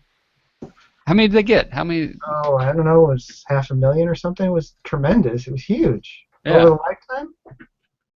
I'd Yeah. have to go back and look, but it was number 2 or 3. No, it wasn't that high. I think it made the top 10. For a while. At the time of Yeah, the it broke promotion? the top 10 there for a little bit. We were so excited. I was excited. So Yeah. let me go look. I'm gonna go look it up now. Now you want to know. It's in. You can still look it up in App Annie, I think. Speaking of App Annie, this is sort of a tangent, but did you guys see I got an email, I don't know, a week or two ago from Apple highlighting some new features of iTunes Connect, which has gone through a series of changes in the last few months. It's like, looks different every time I log in.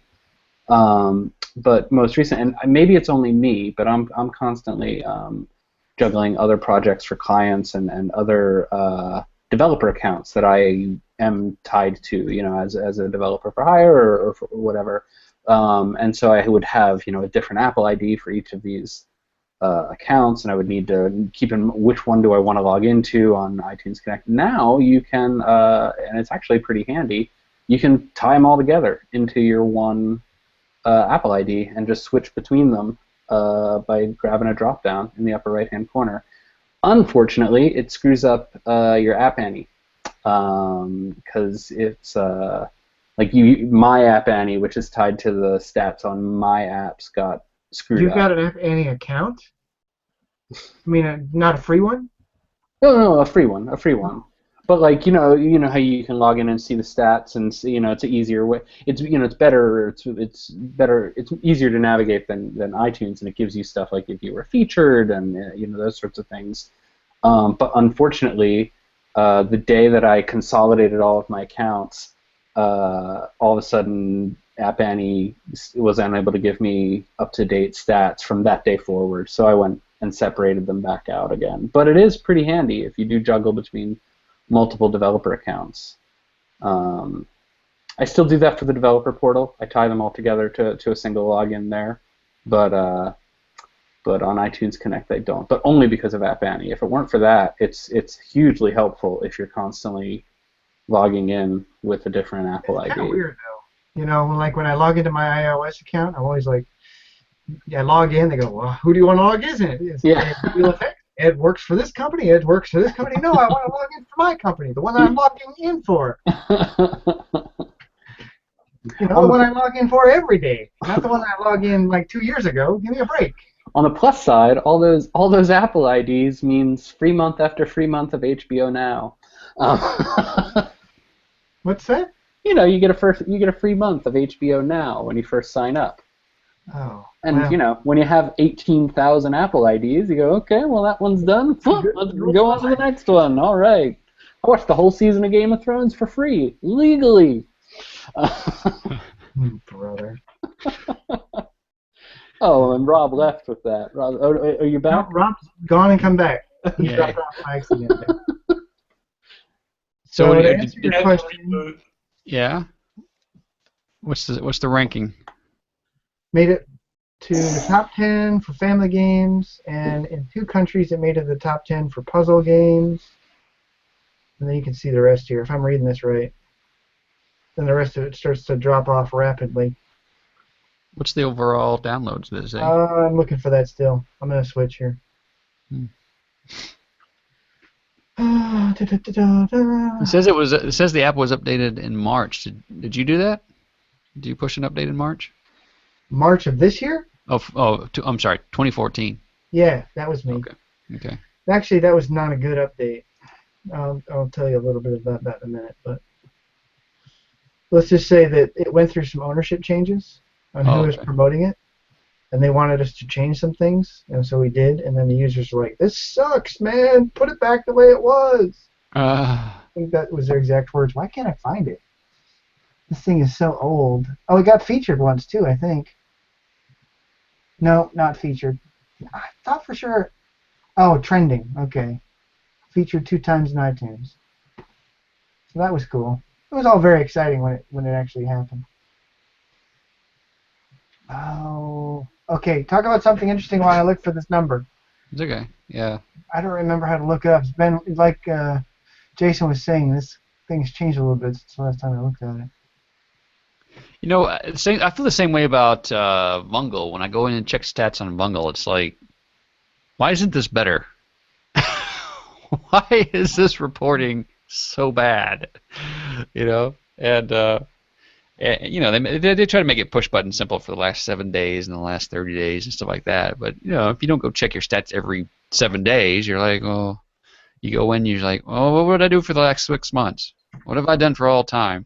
And then you're like, you gotta download a spreadsheet, you know, pull it up, and you're like, oh, come on. My favorite is when those, like, you go to them and they go, yeah, you can download a spreadsheet. Well, no, you can only download it for this last 6 months. We can't give you right. Yeah, I got break a server, man, to tell you the whole year. Yeah, either the bank or the credit card is like that, where they're like, oh, I'm sorry, that's, you know, you can't do that. I'm like, what? Yeah, I don't know where it is. Speaking of Vungle, while Ed works that through, I feel like in the last month or so, I've seen the occasional daily build notes that mention something to do with the Fuse plugin. Are we getting close to that? What's the current version? I thought there was, isn't there like a version 4.3 or something? Or not 4.3. Is there a Fuse plugin out and I just haven't been paying attention? It's still like closed, whatever. I mean, call it closed beta. You're seeing those in daily build notes? Not real. You know, again, once or twice it'll mention something about Fuse, you know, but in a clearly an internal reference sort of way. It's not like, hey, check, you know. But every time I see it, I go, oh, it must be getting closer. It's a thing. I mean, I'm not too involved in that sort of thing. But like Pop the Lock, I know that they ended up working with it, so it seems like it's getting to the point where, you know, if there's a reason to work on integration, it's ready, because they were a case study, right? Yeah. Fuse did something with that. Yeah. Fuse was featuring them on the main site for this last newsletter and stuff. Yeah. So, but to answer your question, is it publicly available? Not yet. Okay. Are you still looking for that, Ed? Yeah, I'm still looking for it. I'm talking to a microphone that's off too, so I'm doing really good. Does anybody remember which of these tabs is the one that shows you the total downloads? Well, I would think it'd be under app detail, but. Well, here's the thing. Are you searching the general? Did you just search for it in general? Or are you looking at your analytics? So top left where it says analytics, click there, and app analytics, and then it'll give you a list of your apps. Get started. No, see, I never do this. Are you logged in with a different? Oh, it's not mine. It's not. I'm not. It's under their account, so I can't. Did they share the analytics data with you? Probably not. You're not gonna? Oh, okay. Then yeah, I don't think App Annie gives you hard numbers. Oh, maybe that's it. Maybe if you're not logged in. Downloads. Yeah, that makes sense. Because they were all excited. Well, I was excited too, and they were sending me screenshots of, look, it got, you know, like featured and we're in a #2 rank or whatever. I'm like, yahoo!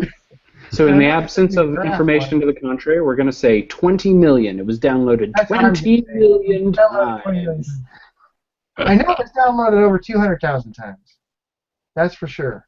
So it was somewhere. 20 million is more than 200,000. You're going with 20 million. Yeah, it's close enough. 20 million. Was it also available? But see, it was also available on Android Yeah, it was available on Android and the Amazon store. and Amazon. It wasn't. We didn't. Their Windows wasn't a thing at the time, right? No, Windows wasn't a thing then. Yeah. We Okay. tried to get it on the Samsung store, but that just was a big pain in the neck. So I think they might have eventually gotten it on the Samsung store. Turn my camera back on here. Has anybody even tried to submit stuff to the Samsung store? Yeah, I've tried. I actually got something on there. Infiniroids, man. Did you get any No. traction off of it? No, I didn't get any traction. I see. I wouldn't think so. Why? Who doesn't love roids?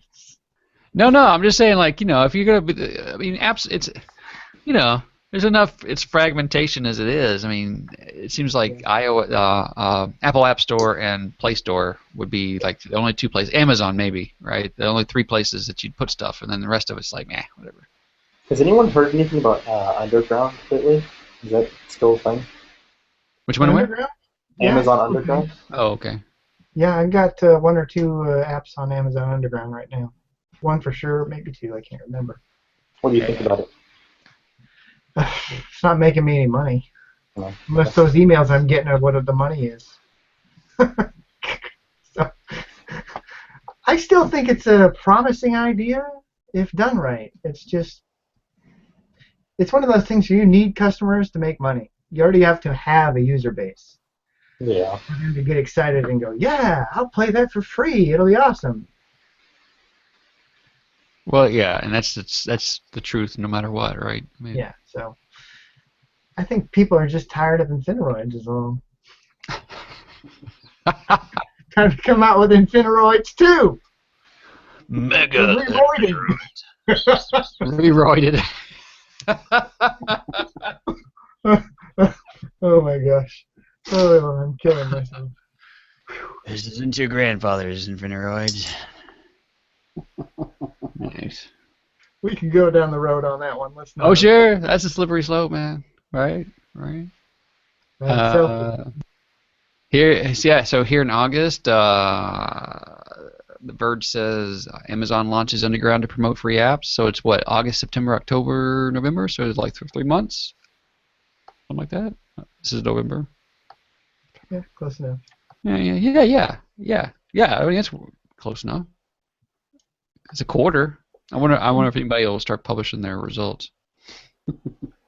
Yeah, because I don't think they have. If I remember what I read, I only read half of it, but I don't remember them saying you can't publish your results. So it's probably in there somewhere. Didn't read. Well, I would think that Amazon at some point would want to do case studies, right? Would want to say, hey, look at these guys. These guys made a whole lot of money doing what we set up for them. So why don't you want to do it? Yeah, they love us. Why don't you? Yeah, so it may not be the individual developer, but at least Amazon should come out with some promotional stuff. Please release a game so we can stop, putting Infiniroids up on as our only game. There's a lot of games out of the program actually. Ed single-handedly killed Amazon Underground. Single-handedly killed it. That's right. My distastefully named game. For certain generations. They've got on the splash screen here. They've got Fruit Ninja, fifth anniversary edition. They've got Sonic Hedgehog. They've got Heads Up, which is isn't that making bazillions of dollars. Isn't that what's her name's app? Everybody loves her. Ellen. Isn't that Ellen's app? Didn't Ellen come up with Heads Up, or is that somebody else? Ellen, who? Ellen. Ellen. DeGeneres, yeah, Ellen. Come on, man.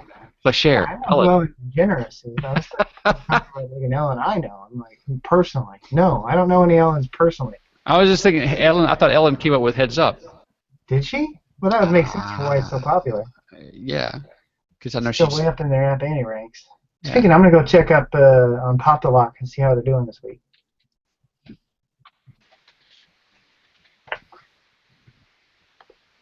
Pop the Lock is, where are you? Oh, just tell me your current rank. I'm having trouble using this tool today. Is it What just do you- me, or did it change, man? You still using App Annie? Yep. Yeah, I App thought- Annie's looking a little weird for me. Like I'm looking at some apps that are mine, and I'm looking at reviews, and normally it'll, give me all the reviews, but it's showing me no reviews for any of my apps, which I know is not true, even when you search for all time. So something might be a little bit screwy there. Okay, I'm going to use it the only way I know how. I'm just going to go to the summary page. You're not paying for it. That's what the screwy part is. Yeah, I get what I paid for. And I get every dollar's worth of what I paid for. Pop the Lock has dropped down to 21, but it's rising. And they're still doing good. That's something else. We talked about this last time. They have what, Tomb Breakers, which is a beautifully designed app. It's the Candy Crush game mechanic or whatever. But it's a beautiful app. And yeah, here, they spent probably like 20 times as long making that game, at least. Well, that's what I'm saying. That's where I'm at the point I'm making is I try to make is the Pop the Lock's like, I mean, I get me wrong, I'm not dissing it. I'm just saying, like, I know they spent a lot more. Make the mechanic in an afternoon. I mean, I know they spent a lot more time had to on Tomb Breaker. Yeah. Again, I'm also not disrespecting whatever effort went into making it because I know there's more than just making the mechanic. But if we just talk about the mechanic probably they came up with it pretty quick. So I mean, I see this kind of stuff and I'm like, that's it. I'm not doing any more difficult games. Anything that takes more than a week, you can just forget it. Right. I mean, seriously, when you get to the point where you're like, time, especially what's your objective? If your objective is to make money on the thing, then spending a whole lot of time and effort probably isn't a good thing. No. But if your objective is to make the most beautifully designed app in the world, and it's pretty and you can show it to your friends, then by all means, Jason, still have not released Screenshot Saturday. Come on, man. Yeah, man, what's up with that? Nothing. I just get busy and tired, and then I don't. Excuses. All I'm hearing is excuses, and your bottle back there's half empty. That's true. It's true. On the other hand, I do have 2 client projects going right now. So yeah, blame it on the clients. That's the one I always pull out. I don't blame them on nothing. As long as the checks come in, it's all good. Speaking of heads up, changing the topic. Getting off your problem with your alcohol bottle there being half empty. Why is there any left in there at all? That's what I want to know. And I noticed you turned the label away, so it's not like we can't advertise. I got to guess what it is. Mayor's Mark. Oh, I can't drink whiskey. I had a bad experience once, and I never got over it. That's the beauty. There's so many different kinds. You can just move on to another. No, whiskey of any kind makes me ill. There's only one kind of whiskey I can drink, and it's gross, so forget it. So what's the sweet one? Southern Comfort. Oh, no, that's the one I won't do. Yeah. That's the only one that doesn't make me throw up. What were you going to say before you were talking about throwing I out? talked about my guts. Heads up, ranked number 2 in games, paid. Man. Heads up? It's been up there forever. Yeah. I'm pretty sure that's the same one that Ellen was promoting, and she was like, you can buy it on our store, and yeah, she's pretty smart. I know it's 8 o'clock here, but I want to open a topic for the next time we get together, so something to talk about, consider. Okay. What's the deal with this box thingy-majobber? The new game making, you guys know what I'm talking about? Nope. Didn't do a good job of describing that at all? Box. Thingy-majobber. Let me go look it up. I get a bazillion emails about it here. Is it to make games or publish games? Yeah, it's, they got the whole deal now. They're being pretty smart about it. Oh, that's not what I wanted you to get. Box. Default? Huh? Default, is that it? No, it's got box in the name. Okay. Box Game Maker. Oh, man. Is it a tool? Yeah, it's a tool. It's a web-based tool. BuildBox. Serial box game maker? BuildBox. BuildBox. You never heard of BuildBox? Oh. I know we're not supposed to be talking about the other guys, but I like tools like this. They always attract me because, on the one hand, you got to go check it out. Okay, purely from a learning standpoint, it's a real interesting deal. They did offer a free trial for you to try it, but it's a drag and drop game builder. But I just thought it was really cool because they're really making a go at it, and I know that drag and drop builders, for me, always come down to, yeah, they're only as good as the limitations, right? So you can only make what the guy who made the tool was able to imagine making. And then you get up against his imagination wall, and you're kind of hosed. And I would say that the same is probably true with this tool, but I saw some things in their tool where I'm like, yeah, I could totally put that into my own editor. No, you know what? I had seen this, and this is because one of our Game of the Months a couple of months ago, Bounce, was built with this tool. Yeah, exactly. Yeah, they've had a few Game of the Month Ketchup has had a few. Ketchup actually started making some of their games with these guys' tool. Interesting. Exactly.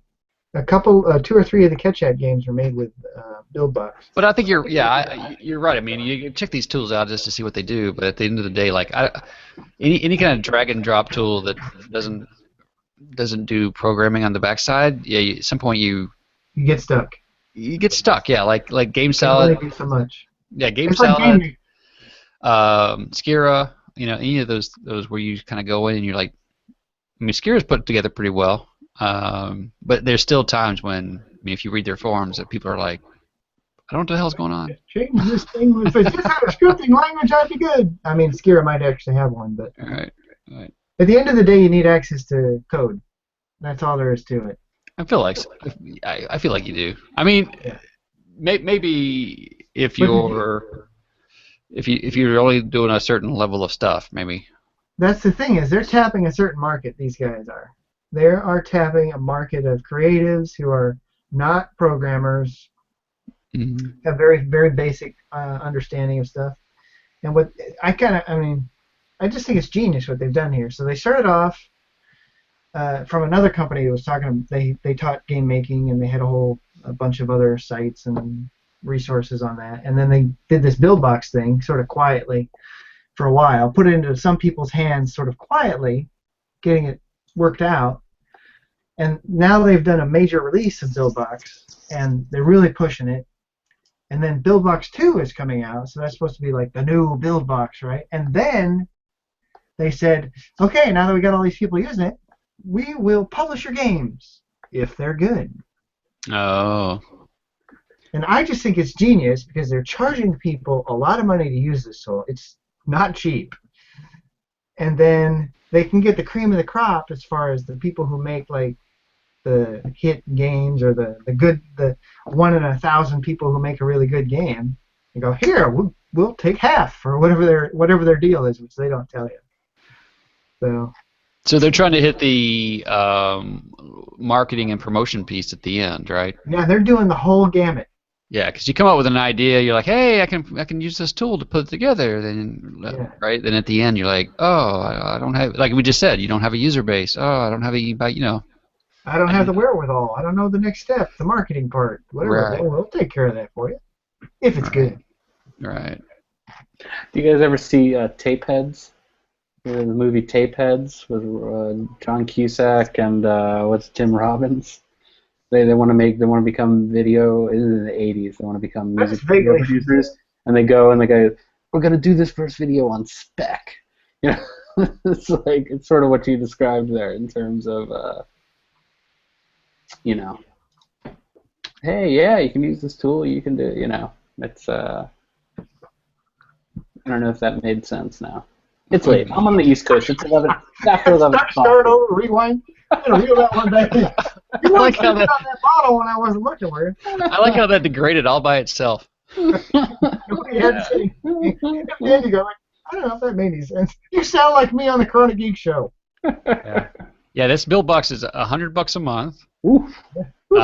Or if you want to do a one-time payment of $26.75. I know, it's freaking expensive, dude. Like, wow. You mean $26.75? No, like 2,675 bones. Oh, man, Yeah. oh man. Yeah. Yeah. It's very expensive. Wow. Yeah. Yeah. Well, you definitely need to know that you've got something, right? Like you're serious about it. I mean, that's the cost of a new computer, dude. I mean, even at $100 a month, you got to know that, like, you know what I'm saying? Like, you got to know. Yeah. You can't be like, I'll make a game tomorrow. Yeah. You gotta be like, So it's got a demo version. You can try it. You can try it for like 30 days or something. I don't know if that's still Oh, going okay. on. so you had enough time to get in and experiment. Get addicted to it if you can figure it out. Yeah. I just want to dig into the interfaces and go, hey, that's a good idea. Thank you. I'll steal that with pride. I Right. got that from Intel. That was our motto. Steal with pride. Intel's going to go like, Ed, shut up. Somebody's ringing me. Who's ringing me? Nobody I care about. It's Intel. It's Intel. Oh my God, they're watching. So it's pretty fast, man. Oh, All right, guys. Well, I'm gonna go hang off up, and guys? yeah, I'm gonna hang up. After all that nonsense at the beginning of the show? What was it? What? Oh yeah. Really? Here, let's do the beginning of the show. Let's do the beginning of the show at the end. I know. What was that? And we're all doing the beginning of the show. Hey, happy Thanksgiving, guys. Yeah. Oh, happy Thanksgiving. Steven, you gonna do some kind of turkey even though you're down there? Yeah, on Thursday they're like get back to work. Just another Thursday. Chihuahua! Yeah, sure. Steven's like, I am not going on any more shows with Ed. Well, I was invited to Cancun, but I don't think I'll be able to go. Wow, that is so rough. I was invited to Cancun. My mom and I'm my fired. brother are going. Can you come? Can you come? I said, I don't think so. Actually, it's kind of rainy down there right now, isn't it? Hmm? Is it rainy down there right now? In Cancun, I don't know. It was In the bad weather? a few weeks ago. There was a storm on the other coast, and it was headed right toward us. I thought it was going to get here, but it fizzled out. A little hurricane never hurt anybody. It took out Vallarta, though. All right, you guys. Happy holidays and all that stuff. Are we going to get together before Christmas? I think so. Yeah. Or to hang out. Not Yeah. we physically together in the same room or anything. He's like, what? First I'm invited to Cancun, now he wants Christmas. What are you talking about? Hey, my goal for 2016 is to observe all the holidays, international and and local. And every religious holiday while you're at it, man. All of That's them. right. Man. I'll be like, yeah, I'm all about it. I mean, Steven's not, it's just another Thursday. I'm like, are you kidding? Well, there was a holiday last week. It was the Revolution. But You gotta go to Google Calendar and then click on every single That's right. holiday, denomination of religion and everything, and your calendar will be filled with holidays. You'll never have to work again. It's like taking it's 5 o'clock somewhere to the extreme. Exactly. I'm doing the Canadian Thanksgiving and the American Thanksgiving. I'm married to a Canadian. I get to do that. Uh-huh. All right, guys. We're gonna let you go, Charles. All right. I could keep talking all night. It's good. I can too, but I don't know how interesting it would be for everybody else. I gotta go read this cool article by Rob here, actually. You I do gotta some Apple TV stuff? Rob's not gonna come back on, but I do have to go read it, actually. I was waiting for that, the accelerometer. What? I'm here. Okay, all right. I was giving you a partial bad time, but not really, because I am going to go read the article. So Ed, click on thank that you very Gama much for Sutra. writing it. Click on that Gama Sutra link I put in there as well. It's about Infocom. Yeah, go into your text adventure stuff. Is this a video? No, it's above that. Okay. It's a Gama Sutra article. The Kama Sutra article, got it. Gamma. Oh, okay. And just to make sure you guys saw the note Michael just typed over into the group chat, we do need to talk about 3D Touch at some point. Ooh. Okay. For those of you that have new iDevices, There's a little gem that he dropped into a daily build recently. So. Hey. New but not too new. I don't think the iPad Pro supports it. Well, there you go, Charles. Yeah. I'll have to experiment with it. You're on the hook, man. Rob, you I gonna heard do him a say tutorial he's on gonna that? experiment with it. I don't have an iDevice that it works on, so. Oh, I may have to do a tutorial on that. Yeah, nobody's upgraded in my household to a 6 Plus yet, so or a 6S yet. No. So. Never mind. Let's not go down that road. It doesn't even have a phone. Oh man. Well, I went down that road. You see that? I went right down that road. Oh, I U-turned to go down that road. it hurt. Don't forget, guys. Play my game. All right, I'm hanging up. All right. Bye. Bye.